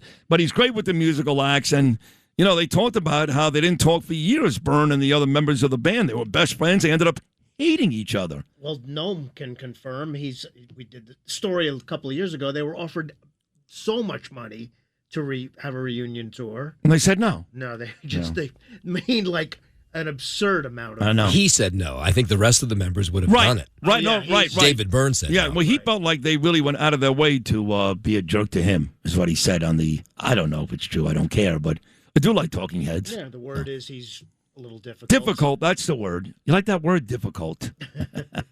That's not bad. Difficult? Difficult, no, it means it's better than lunatic. Noah Syndergaard, the former great pitcher of the Mets and the Yankees, with my friend Tommy Lahren on Outkick, actually called Mamdani a lunatic.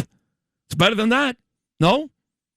I mean, it's better than that. Right, and by the way, if he's difficult, David Byrne from Talking Head, how would you describe the Robinson brothers with the Black Crowes, or even better, the Gallagher brothers with Oasis? Yeah, they're crazy. Oasis. Crazy. Tops everybody. Yeah, these are crazy people, but they're a good band. I like their music. No, there's every day, and this happened in music today. They have a date every day.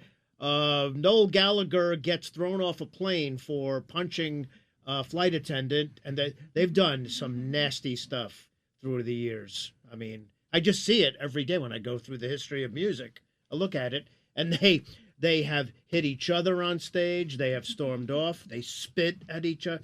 They've done crazy stuff. They've been banned from, I think, Northwest Airlines. Banned them, threw them off. My friend O'Neill got banned from, I think, Delta. He's the guy that shot Osama bin Laden through the eyes. Remember him from SEAL Team, Navy 6? He was on me and Bernie quite a bit back then. He was a big hero, O'Neill, but he got thrown off Delta Airlines a couple of times. It's one other story that Liz just brought up that I brought up a couple of days ago before we get to Bill O'Reilly. And you talk about people that just go out of their way to make up crazy stories about Israel and the Jews. There's a story, and this guy won 2 Pulitzer Prizes. This guy, Christoph, I think, 2 Pulitzer Prizes.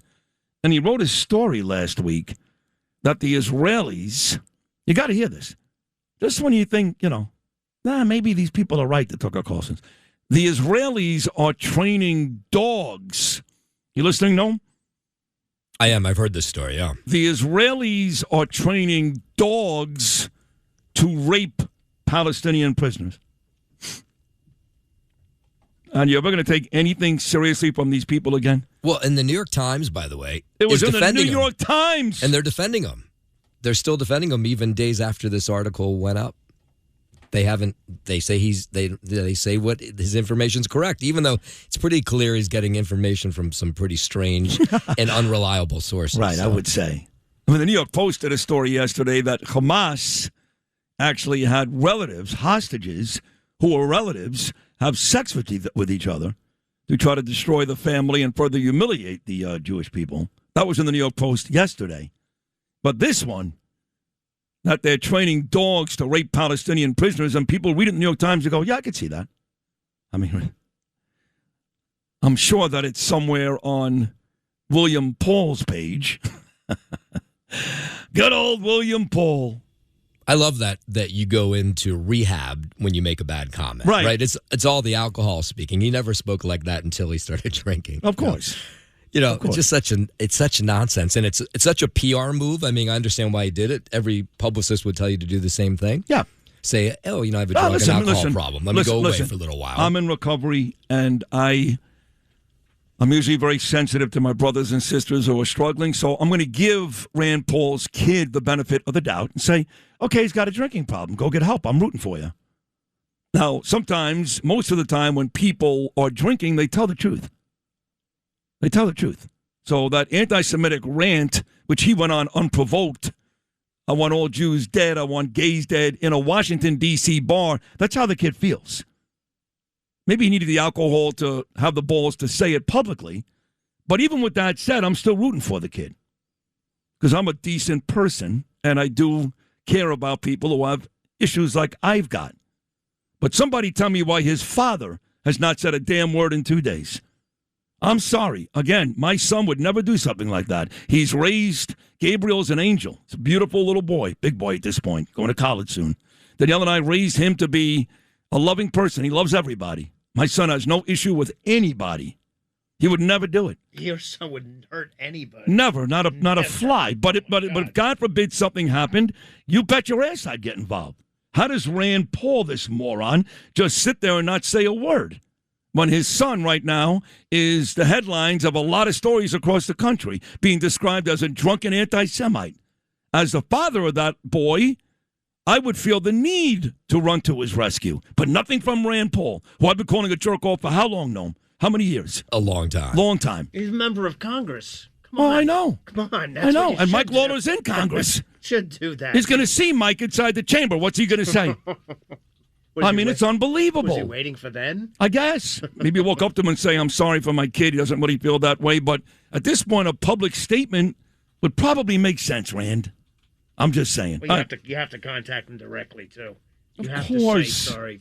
Of course. Oh my God. He should be humiliated about himself. Forget about his son. Because he may have legitimate issues. And again, I'm rooting for him. Even if he is a hateful anti-Semite. But the father, Rand Paul, who's a horrible politician, a backstabbing, no-good anti-Republican, he should be a Democrat at this point.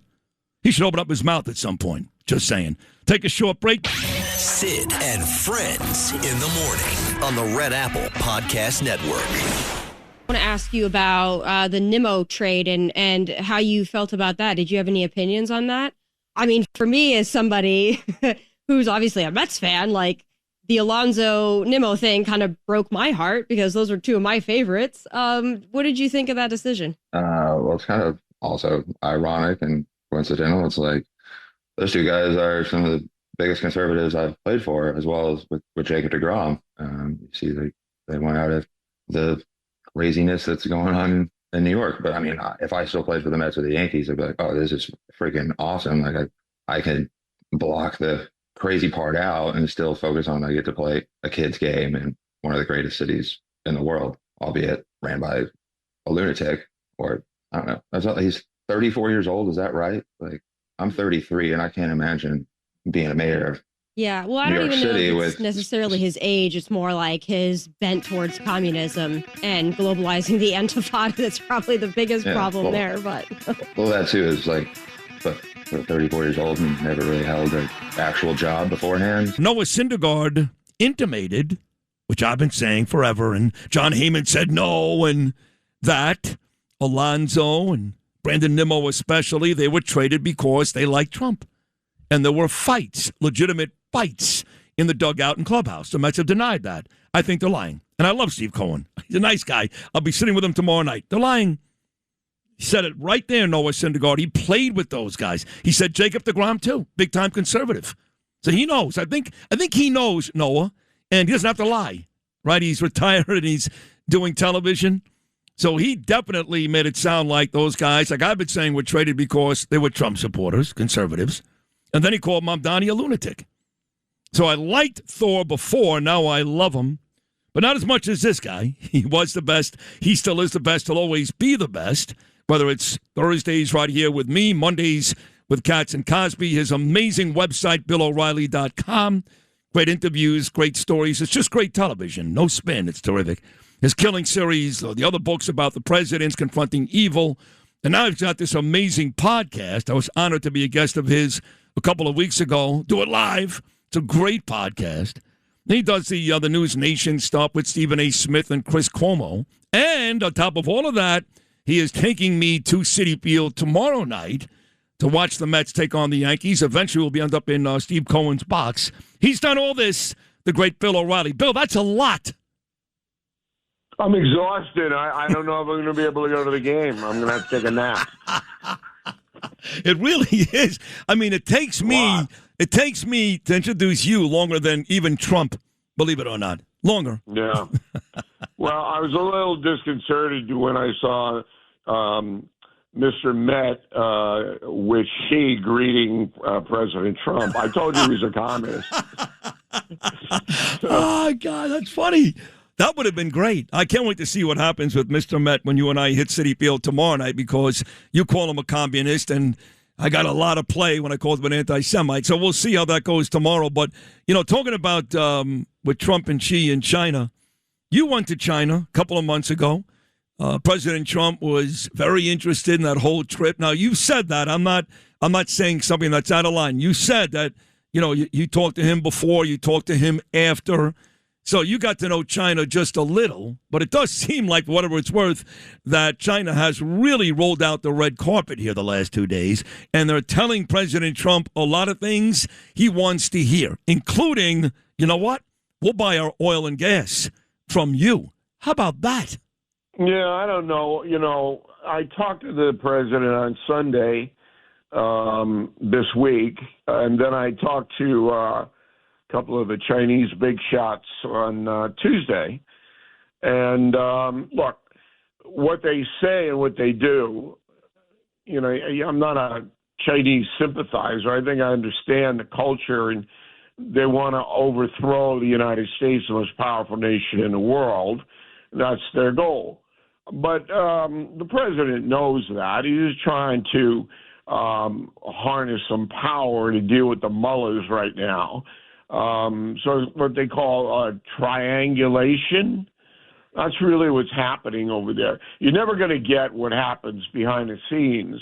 You're going to get the little hoisting of the toast and the tea, and then some girl with an umbrella will come dancing by, and, it's kind of like the old-time laughing. But, they, being Xi and Trump, they understand that they have to impose order on the world. And for the Chinese, order is everything. Everything. And they don't like this stuff with Iran. They don't like it. It doesn't help business, and China needs to sell their products. So when we speak with Mr. Met tomorrow, I'm just going to go over to see if his head is made in Shanghai. Is that head an American-made head, or is it?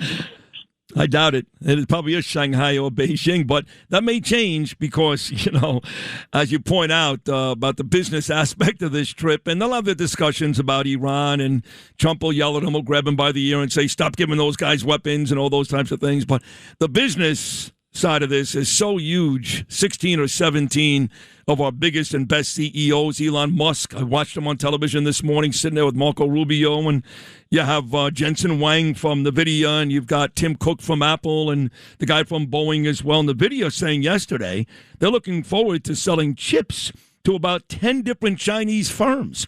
So it looks like already the business side may be paying off for us.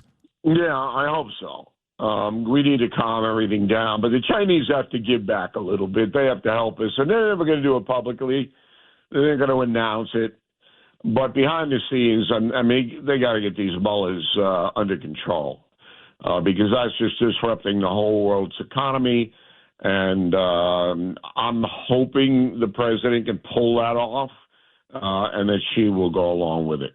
He seems very confident, and that's Trump, of course. That's part of the reason why you love him. Yeah, I know. Always going to do that. Always. So, he's not talking about a timeline, though. He's just, he talked a couple of weeks ago, you may remember, talked about the length of Vietnam. He talked about the length of other wars, He said... Yeah, but he doesn't have it now. Exactly. He said, we've been doing this for 5 weeks. Right. He doesn't have it because the midterms are right around the corner. That's right. The bottom line. But he was very confident, obviously, on Tuesday about the midterm outcome. What about you? I don't know. I mean, all I know is that I'm trying to get as much information as possible to do my analysis on No Spin News and other, on WABC and News Nation. The information that I'm getting is that the Chinese will make a deal, but they always want a little bit more. It's not like a even deal. They always want a little bit more, and that's difficult. Yeah. But Trump understands that the Chinese are the key to American prosperity in the short term. And that's important because we have to, once we get this Mueller thing under control, I think the economy will bounce back big, which is why you're getting all the dissent from the Democratic Party. They know that if this thing goes down, I interviewed Andrew Cuomo on We'll Do It Live, which will drop today. And he wants to throw infantry in there. He's like a big, let's go. Yeah. I was surprised. Yeah. And we're not going to do that, but certainly there's urgency, and the president understands that. One of the huge issues, we talk about business, we talk about Iran and a host of other things, but one of the huge issues that has come up during these high-stakes meetings, Taiwan. And the Chinese are making it very, very clear that keep your distance, okay? They got Taiwan, basically the whole perimeter is Chinese military. It's almost like they're going in tomorrow. And the United States have made it very, very clear that if you do that, you can have a big problem with us as well as other countries. Yeah, and China can't do that because of the economic sanctions and all that. But China, people don't understand this around the world. That's an emotional thing with them. So in 2049, that's going to be the 100th anniversary of Mao, one of the most evil people on the face of the earth. People should keep that in mind. His takeover of China. And they have vowed that by that date, and that gives us some time, that the Chinese flag will be flying over Taiwan. And you could do it a number of ways. It doesn't have to be an out-and-out military takeover, because I don't think that will happen. But there can be negotiations about governments that do certain things, and that, but they are so emotional about that. And the rest of the world doesn't understand how the emotion, because she wants to be like the second Mao. So like Trump wants to be the best president ever. She wants to be the best chairman ever. And he sees that pathway as China controlling Taipei, which I've been to Taiwan, one of the worst places in the world. Oh, really? My God. I could tell you stories about Oh, my, Taiwan. that bad, huh? I couldn't wait to get out of there, boy. Wow. if you go to the night market in Taipei, you'll never go anywhere again. I mean, they're cutting up snakes. It's like, get me out of here. Yeah. And it's so crowded. It's so dense. You know, it makes Queens look like Montana. Yeah. I mean, people all over the place. But the other thing is that Taiwanese will fight. They will fight. And they're well armed. So it's not like China can just walk right in there. No, it'll be a bloodbath. It would happen. Yeah, it'll be a bloodbath. It'll be like Russia, Ukraine. I mean, let's face it. No, but it would be worse than Ukraine. Even worse. Wow. Yeah. Wow. Because the Taiwanese have really sophisticated weapons. They know how to use them. There's not a big movement they don't want to be part of communist China. They want to keep their capitalistic system. But this is, these boys are not going to give up easy over there. I agree. So, Bill, you're not Jewish last I checked, even though you got a lot of Jewish friends, including me. I'm working on it. I think you want to be, yeah. Yeah, there's a lot of chanting. Chanting is good, but you are sensitive to what's going on. I mean, what happened in Midwood, Brooklyn, just disgusting. Swastikas in Queens every night now. Yesterday at the NYU commencement address, they flew a swastika flag. People murdered on the streets of New York and London. I mean, it is so out of control. Anybody who downplays or minimizes anti-Semitism is either stupid or they're an anti-Semite. There's only put it. And then, look, you're a great dad. I love Spencer. He's a beautiful boy like my son. And Spencer would never do, or Gabriel, what this idiot Rand Paul's son did. But he did it. William Paul got all drunk in a bar in D.C. and went after Mike Lawler. He thought Lawler was Jewish. And then when he found out he wasn't, he was like, oh, I'm sorry. But he wasn't apologizing for talking about the Jews. He was apologizing for attacking Mike as if he was Jewish. He went on to get worse. Said, I wish all Jews were dead. I wish all gays were dead. The Jews this, the Jews that. And I keep saying all morning long, kids got problems. Okay, so do I. I'm in recovery. Send the kid away. You want to use drunk as an excuse? Fine. I will deal with that because I'm in recovery. Where's his father? You're going to tell me that Rand Paul shouldn't say something like, that's not my son? That's not how we raised him? Just say something? How can Rand Paul, a member of Congress in that same chamber as Mike Lawler, not say a word? I don't know. I think his wig is too tight. I think he does have horrible hair. Yeah, whatever's going on up there cuts the blood flow. So I know him a little bit. Rand Paul is an outlier. I wouldn't say he's irresponsible in the way he conducts himself, the senator from Kentucky, but certainly it's not it's not a normal thing what's going on. But I don't know any more than that.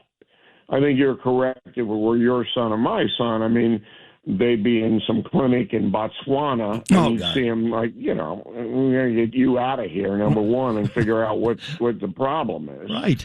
And then try to lay low on it.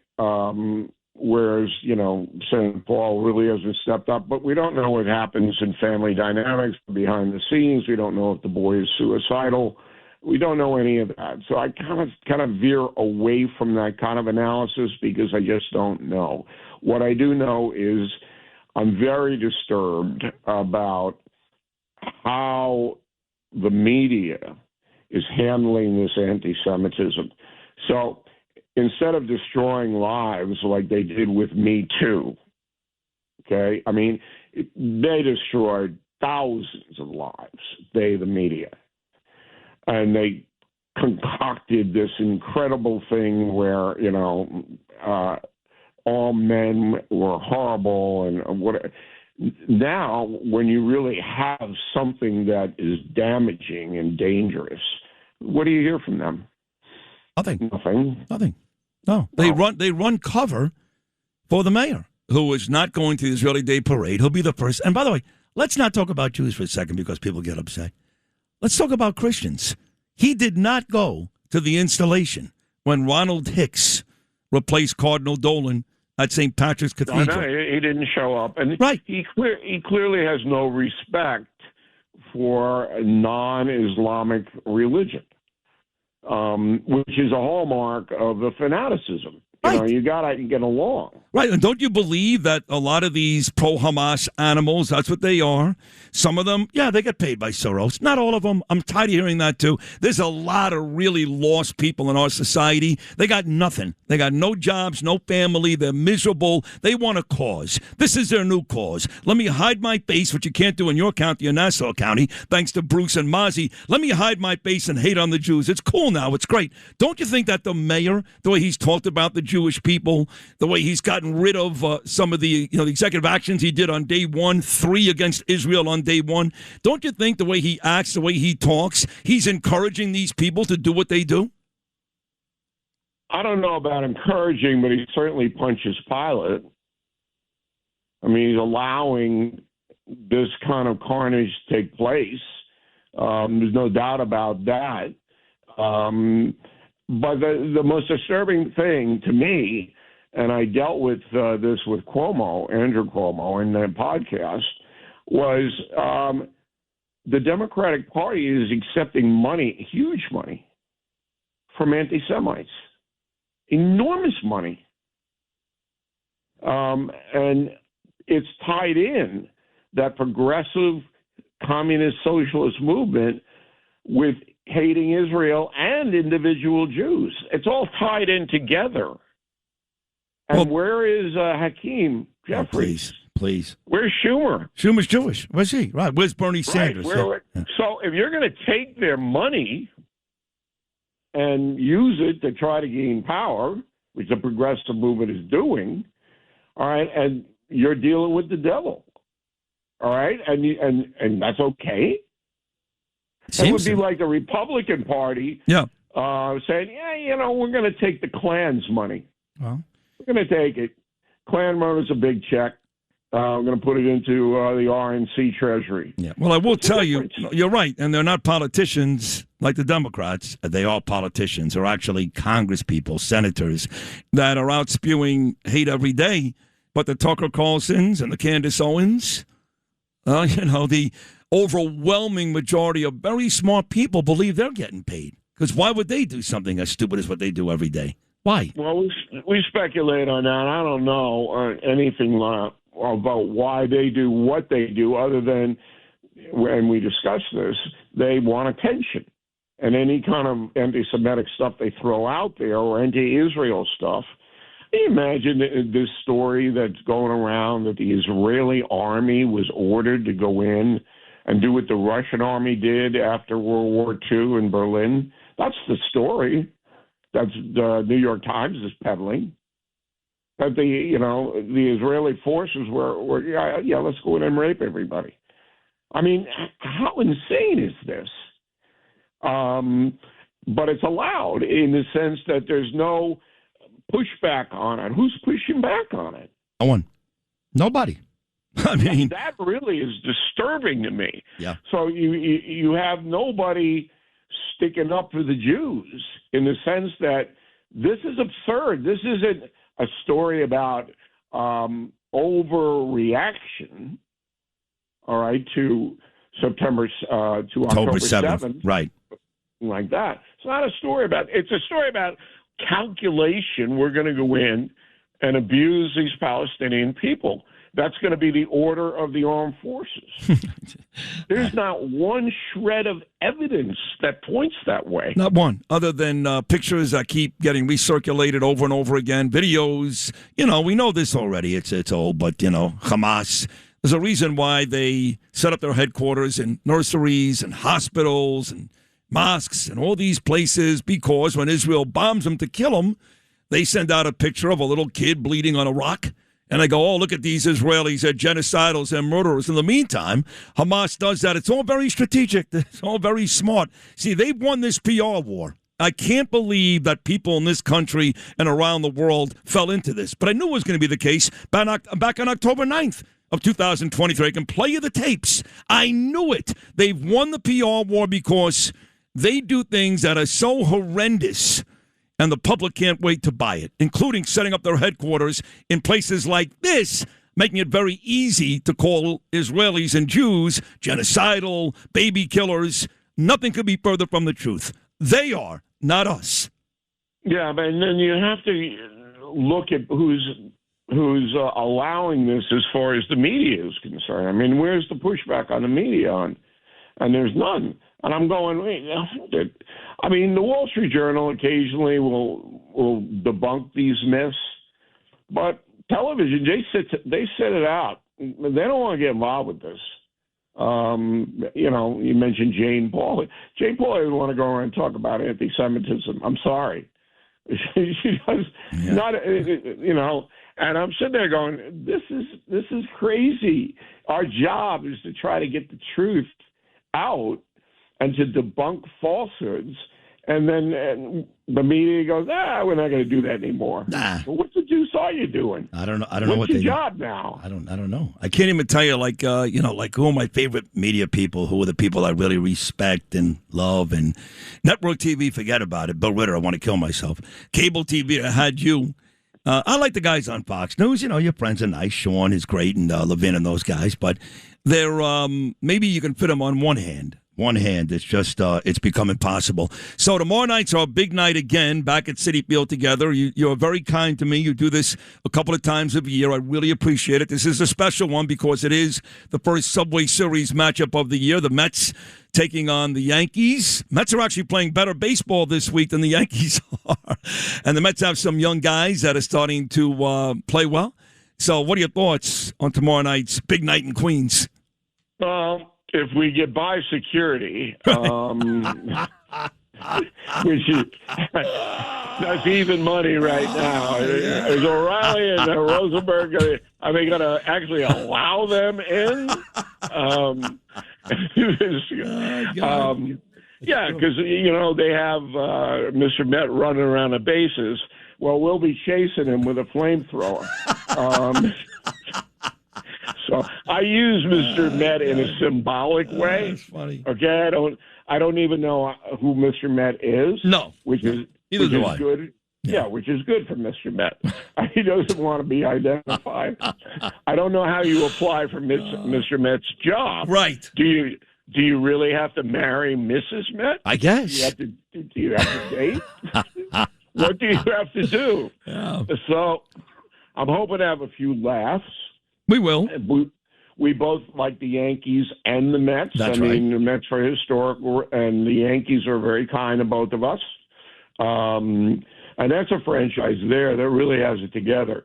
I expect them to be there at the end of the year. And the Mets, they are playing better because Cohen, I believe, hired guys from Brooklyn to stand out in a parking lot to greet them after the game unless they improve their performance, if you know what I mean. Mm-hmm. So Vito and the boys, and the guys go, we better start hitting. We don't want to have to deal with Vito after the game. Yeah, exactly. That's how you do it in New York.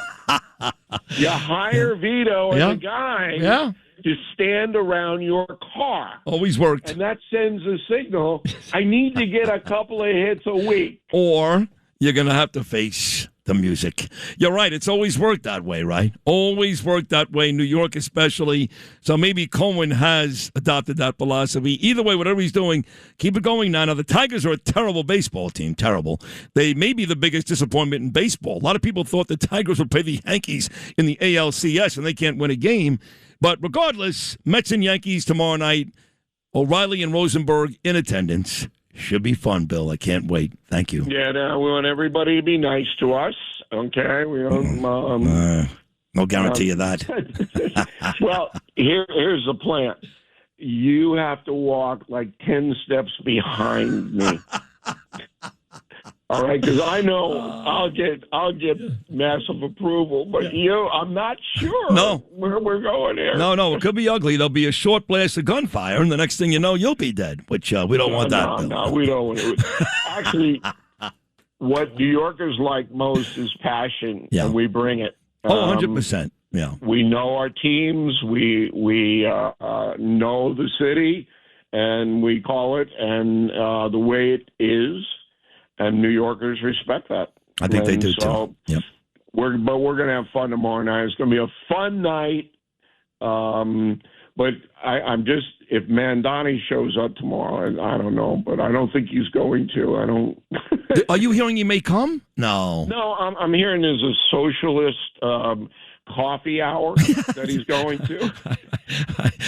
Yeah, right. Yeah, but it's in another part of Queens. Okay, good. Not there because yeah. I'm sure that he's already approached Steve about doing a socialist heritage night. There's no Jewish heritage night. I'm trying to convince Cohen to bring it back, and I think I made some headway. We'll have more of that discussion tomorrow night because Cohen does want you and I to sit with him for a couple of innings. But wouldn't surprise me if there'll be some type of jihad night. I don't know, something like that. Well, fun. Bill, I love you. This was great. It's always great, and I can't wait for tomorrow night. It is always fun. Tomorrow will be no different. Thank you so much, pal. Thanks for having me, Sid. God bless you. The best ever. There he is, the best ever, Bill O'Reilly. Check him out on this show every Thursday, Cats and Cosby every Monday. Of course, BillO'Reilly.com. Sid and Friends in the morning on the Red Apple Podcast Network. This year on Purim, I had a 3-week-old child. Right. So you should bring it back now. That was a fun party that night. Right. I actually had a good time. Yeah. They were doing that dance. First, they read the, what did we read on that holiday? Megillah, right? Yes, we read the Megillah. Right. Well, first of all, you're yelling at me to run for office, so who has time for a Purim party? Listen, I am, and I mean this, fun. You need to do that. I know that there's other opportunities that will come your way in the Trump administration because he does love you. He loves you. I'm not exaggerating. He loves you. But there's an opportunity here to stand up for what's right. You do love New York. You Obsessed love it. over New York. Yeah. You're obsessed. Yeah. And win or lose, we need to have a voice. All these elections, first of all, we need better candidates. I mean, it's a joke. 100%. Mayor has been a joke the last couple of elections. That's the only reason why I'm considering running. Because I just can't believe when I see the people that are running. It's just on our side. It's a joke. So we need better candidates. Win, lose, or draw, at least make a statement. Right. And you'd be great. You'd be a hero. Thank you. No, it's important to stand up for what's right, even if there's not a great chance of victory. So what? We're thinking about it. You know, there are sometimes wins and losses. Do you know that? We call them moral victories. And in sports, when you're making $5 million, that's not the case. But with something like this... Of course. Well, look, there's no proof that I would lose. There's no proof. Yeah, first of all, I could dominate. But you're also 100% right on losses. I remember 2020 after that election thinking life was over. And then I got to be a part of the greatest comeback in American history, That's possibly true. world political history. That's so true. It's never actually over, especially if you have the spirit of Donald Trump. It's never over. And I could easily win. Hey, You New could York win. is full of dreamers and people who love this country. And Trump will endorse you big time. Possibly. And the second most powerful person in New York, me, I will endorse you big time. No, you're number one because Trump doesn't count as in New York. He's What in do you D.C. mean? His name is on the building. Right, that's true. I walk past He it every will day. always be the king of New York. Right, there's no Rosenberg building. Sure. The whole state's filled with Rosenberg buildings. That is true. In we got a lot of spirit. them. Yeah, we got a lot of in them. Spirit. Either way, you will have, on a serious note. So I have your endorsement, is what you're saying. My endorsement? I'll campaign with you. You're nuts. We'll go to Buffalo. We'll watch the Bills play the Dolphins, and we'll wear Kelly jerseys in the stadium. Danielle will come. She'll love it. It'll be great. If you promise me Danielle, I might do this. I know you do love her. I know. It's funny. Everybody loves Danielle. You should do it. I'm serious. Thank you. I'm thinking. Just do it. What are you thinking? Just do it. There's nothing to think about here. I'm telling you, and I know your husband agrees, and Darren's a very smart guy. The smartest. He's a very smart guy. Hey, he married me.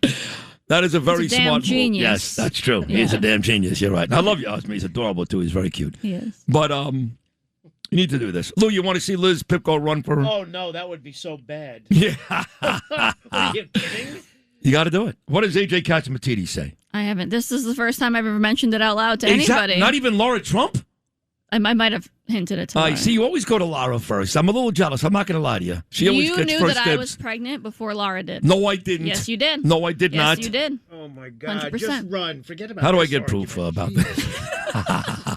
Well, we all want you to run. Laura does, too. I know AJ will tell you to run, Katsimatidis. Hopefully, yeah, she's great. Oh, she will. She will. And that's it. Liz for Senate. Elizabeth for Senate, excuse me. That's too exciting. That's pretty cool, right? Are you kidding? Yeah. Get Liz Pipko's pretty catchy, let me tell you. I would use Pipko. Pipko's. Yeah. It's kind of a cool name. It is a cool name. And your father's the king of Romania. Estonia, but yes. Yeah. What's the difference between Estonia and Romania? Actually, if you About went, 80 miles. you notice a big difference. There was a big difference? There's a big difference. Well, but wasn't he initially... Nope. It was always Estonia, never Romania. No, he was born and raised in Estonia, Oh, okay. so this was always Estonia. Okay. Yeah. We love your father. Very handsome man, your dad. The most handsome, Yeah. of course. Her husband's the smartest. Her father's Actually, the no. most My handsome. dad's the smartest. My husband is the cutest. I love loyalty in a person. You got that. You got that. Hands down. All right, so that's it. The conversation is over. That's it. On point Pipko with for Senate. On point with Pipko. That's it. Pipko for Senate, Sid for Mayor. Oh, my God. That'd be fantastic. Yeah. All right, we got to talk to Suzanne Miller. She's here. She's fantastic. Nobody knows real estate in New York like Suzanne. Nobody. She's on, of course, the residential side. My buddy Corey Zelnick's on the commercial side. So we'll talk to Suzanne Miller about where to live here in New York City. Sid and Friends in the morning on the Red Apple Podcast Network. Do you know Ken Griffin, Mr. President? I do. I figured you did because he's a very successful man, a great man just like you. And he wants to do a $6 billion project right here on Park Avenue. And who loves Park Avenue more than you? And you've got the mayor, this guy outside of his residence, and he does a whole film. And Ken Griffin goes above and beyond the fact that he just humiliated me. And I'm a billionaire looking to spend money in New York City. It's unsafe. He's doing a video from the front of where I live. And now Ken Griffin is thinking about taking that $6 billion project for a city, President Trump, that's $5.4 billion in debt, and taking that to Miami. How does that make sense? Well, I do know Ken, and Ken's an amazing businessman, one of the best, and you don't want to lose people. He also pays a lot of taxes, like me. Right. We pay a lot of taxes, and you know when you lose people like that, it's sort of not recoverable. Always just say something's recoverable, right? But it's not recoverable. Then they build something else. They're going to be there for 30 years. They don't come back, and you've got to do the opposite. You've got to cherish them. You got to bring them to the office. You got to meet them. You have to have dinner with them. You have to convince them not to leave. You're going to make their life great. You're going to help them with their building, with their project. You got to do it. And I don't know. Somebody who gets it is a lady who does a great podcast here every week. It's really great. The Miller Report. She's involved in real estate. She knows people like Ken Griffin, basically the heartbeat of this city. That $6 billion project is even more because there's about 20,000 jobs. Those people have to go eat. That means restaurant money. Some need to stay here in hotels. That's hotel money. So the money for a job like that, for a city that's $5.4 billion in debt, is great. And this mayor is trying to screw it up with this second home tax. I can't say it in French. You can, Suzanne. Suzanne Miller. What is the name of this in French, and why would anybody want to do that to a guy like Ken Griffin? Well, first of all, it's called Pierre de Terre tax, and the term is foot in the land is a French term. You know, nobody's talking about what's actually happening now in Citadel. So right now, there's about 6,000 employees in New York. Actually, I have 60 moving into one of my buildings for the summer. So they're a huge company. We don't want to make them leave. The issue is that I think the math is for every person that makes $150,000, if they leave, we lose 7 jobs. Wow. We lose restaurants, we lose Ubers, we lose shopping, we lose 7 people will lose jobs because of this. So it's so important that we keep people here. But Sid, I cannot make ends of this because the truth of the matter is New York is too big to fail. I listen to you every morning. I wake up to your wonderful voice. But I'm listening to the actual numbers of real estate, and New York is still doing very well. They are. In May of this year, 36 apartments went above $5 million in the last 2 weeks. 99% of units that were on the market in the last year sold at asking price, and 36% went above asking price. So this whole, we're losing New York. Yes, we cannot lose the wealthy, and I feel very attacked. But New York is, I'm hoping, and I think it's too big to fail. I'm wondering, though, some of those apartments you're talking about, that big money, is that American money, though? I'm just curious, because that matters to me. Now, if you're telling me that these apartments are selling for all this money and some guy from Japan and some guy from Qatar are buying these buildings or these apartments, I should say, then that doesn't help us necessarily. Is this American money? I think it's a mix. Yeah. I think you have a lot of Israelis coming here. You still have Chinese buyers. We still have Russian buyers. New York is still New York. But if you get the feel, like yesterday I was talking to somebody in a restaurant, he was like, I have a place on Fifth Avenue, I have a place on Fisher Island, I have a place in Hawaii.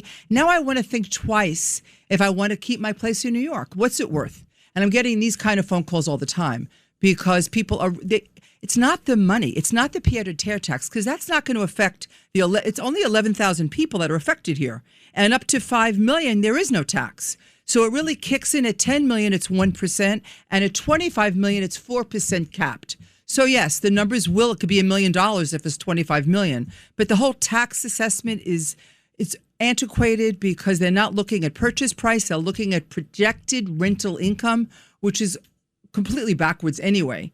But the issue is psychological warfare, that we don't want the wealthy to be here. We're saying goodbye. We're saying we don't want you. We're not catering to the people that are giving people jobs.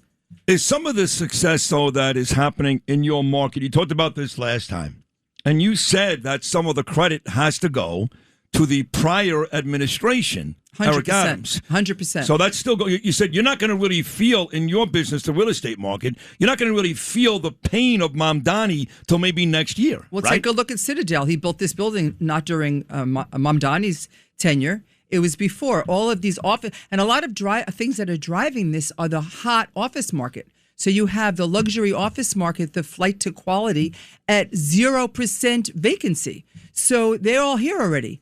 Now, I laughed. Somebody said to me last night, you got to look out for Dallas because Dallas is going to be called Y'all Street. Have you heard of Y'all Street? Yeah, I know Wall Street's going to Dallas. There's more employees right now from JP Morgan in Dallas than on Wall Street. So, yes, we have to look at all of that. But New York is 400 years old. Is 4 years or 8 years of a mayor going to change this city? I'm hoping not. I'm not betting on New York. I still think it's going to be fine. I am alarmed. I'm alarmed because I'm Jewish. I'm alarmed because I'm in real estate. I'm alarmed because I get calls every day, people nervous. Will they actually leave? I'm not sure. But they're nervous and they're thinking twice. So what is your sell to keep them here? What you just told me that, hey, we've been around a long time and 4 years of one guy is not going to kill us, but more from an economic standpoint, right? Like you just explained, we're doing pretty well. Actually doing pretty well. Well, the rentals are doing well, too, because people want to be in New York.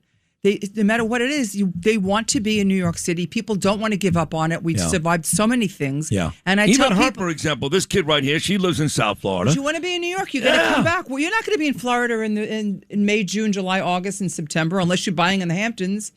And I think people love New York. The thing is, we're true New Yorkers. We love the city. We don't want to leave. We want to band together, and we don't want to leave this town. What are the best neighborhoods right now in terms of rentals? So right now, the highest deals were around the Gramercy Park area and also Madison Green around 5th Avenue and 23rd Street. $17 million apartment was just closed there this week. So that area is doing very well. Chelsea, but I think that's the hottest area right now. Chelsea. It's always been hot, though. Well, it's not really. It's Flatiron. It's really called Flatiron. Okay. Flatiron District. Right. And that part of Madison Avenue is just below Murray Hill, I guess, right? Exactly. Yeah. Upper West Side's doing very well. Really? Oh, very well. I got to tell you, I go to a barber on 104th and Broadway to get my body shaved. I'm not talking there. I'm talking like what Steven Spielberg just built. No, where is that exactly? That's at the Dakota. Oh, okay. That's south of where I live. It's still Upper West Side. Right. I mean, people Upper West Side. I live on 61st Street. I think of the Upper West Side. I'm thinking I used to live close to Harlem. But you're right. That area still does well. 60s, 70s. Yes, doing very well. Maybe up to 86th Street. You go to 96th Street and Broadway, it smells like one toilet. And then you're finished. To me, it's dirty. To me, it's like I won't walk myself at night. I get all that. I really do. And every other store is for rent on the Upper West Side. Every other store is for rent everywhere in this town. 100% agree with you, but yet it's too big to fail. I'm not betting against it. I think it's too big to fail. I think that we want to band together. We want to keep it good, and I'm on target to try and help any way I can. Because I love this city. I know you do, and you're important here. You're important. I tell you that. I mean that sincerely. All the boroughs, Brooklyn, for example, you were involved in Coney Island for a long time. Are the other boroughs also keeping up their end of the bargain? Are you noticing that? We have no vacancy right now. 19,000 apartments hit the market in rentals in the last year, and we're maybe like 1%, if that. So the whole city is on fire. The rentals are up by 6.5%. They are up. They're still up, yes. Rentals are up. Sales are up. I mean, so... Are people leaving? It's like a slow bridge that's falling that nobody notices the fire. It's a very small fire right now. Right. But we want to keep it very dim. One more. We're into May now. And we all know you love the Hamptons. I don't know where you are, Quag or Hampton Bay. I don't know. Sag Harbor. Even nicer. And this is it. This is the time of year. Hamptons, Fire Island, Jersey Shore. I go to the Jewish shops. I go to White Lake by Monticello. But the Hamptons, you were telling me a couple of months ago, you thought that would still be a very hot summer this year. The prices there are doing very well. They're saying they're doing having well. their best year. Yes, best year. Best year. That's what I'm told by. I'm told that by brokers. I don't really sell out there, so I don't want to say that Do I'm you an rent expert. out there though? I know. I don't do. When I'm there, I'm relaxing. You're on vacation. I'm on vacation. Right. But I right. do talk to a lot of brokers, and a lot of my friends own, and I own. And I'm told from the various brokers that they're having banner years. A banner year. Mamdani should hire you. I know you hate him like I do, but he should hire you. You should work for the Chamber of Commerce. Listen, things are great in New York. I tried to talk to Mamdani. He wouldn't talk to me. No, that's not true. I did. You reached out to him? I reached out to him. I wanted to talk How to him did that about happen? real estate. Email, text? I interviewed every mayor in the Miller Report. I had every Right. single one. I know that. I tried to get Mamdani on. But you didn't talk to him. You spoke to his girl, right? I spoke to his girl. She's I actually a wretched spoke to, person. I texted with Yeah. him personally. Oh, you did? I did. And he I told throw my me phone to out. reach out. Set the phone on fire. He told me to reach out to Lika. Lika. We spoke several times. Yeah. And they declined. And But why? I will not say on the air why they declined, but they did decline. Because you're Jewish. We were very 'Cause close. he I'm hates not you. saying why. I'm telling you but why. I had a You're very nice Jewish. conversation Yeah, with him, and right. I think I was close. If your name was Suzanne Ahmad, you'd be meeting with the mayor tomorrow. But I don't you're discriminate. Jewish. Sid, I want to save the city, and I'm hoping that he does a good job. Yeah, well, that's not going to happen. But you're going to be fine, it looks like, because people will buy in New York no matter what. They'll buy in New York. It doesn't matter. It costs money to sell. I feel like the real estate business is almost bulletproof. Well, if you sell something, you have transfer taxes, you have capital gains taxes. Yeah. You could do a 1031, then you got to buy someplace else. Where are you buying? Where are you moving? You've got roots here. It's not so easy to get out of what you invested in. But I went way over the time because you're very interesting and we love you on this show. So thank you. We're done. We're done for today and we're done for the week. Suzanne Miller. Check out the Miller Report. What day of the week does that drop? On Mondays. Mondays. Okay. Miller Report. Great podcast. Today's Thursday. I keep saying it's Friday. I don't know why. Oh, I know why. I want the weekend. Thanks for listening to Sid and Friends in the Morning. You can hear Sid and Friends in the Morning weekday mornings at 6. If you like the podcast, share it with your friends and listen anytime at WABCRadio.com and download the WABC Radio app. Hit that subscribe button on all major podcast platforms. Plus, follow WABC on social on Instagram, TikTok, Facebook, and X. See you next time for a new episode so you never have to wonder. What the heck is going on here? I got into a Genesis. This is luxury. Whether it's a sleek G70 or the GV80 with that third row, these are high-end vehicles with payments that actually make sense. Go see Michael. Tell him Sid sent you. Genesis of Brooklyn. Find him at genesisofbrooklyn.com.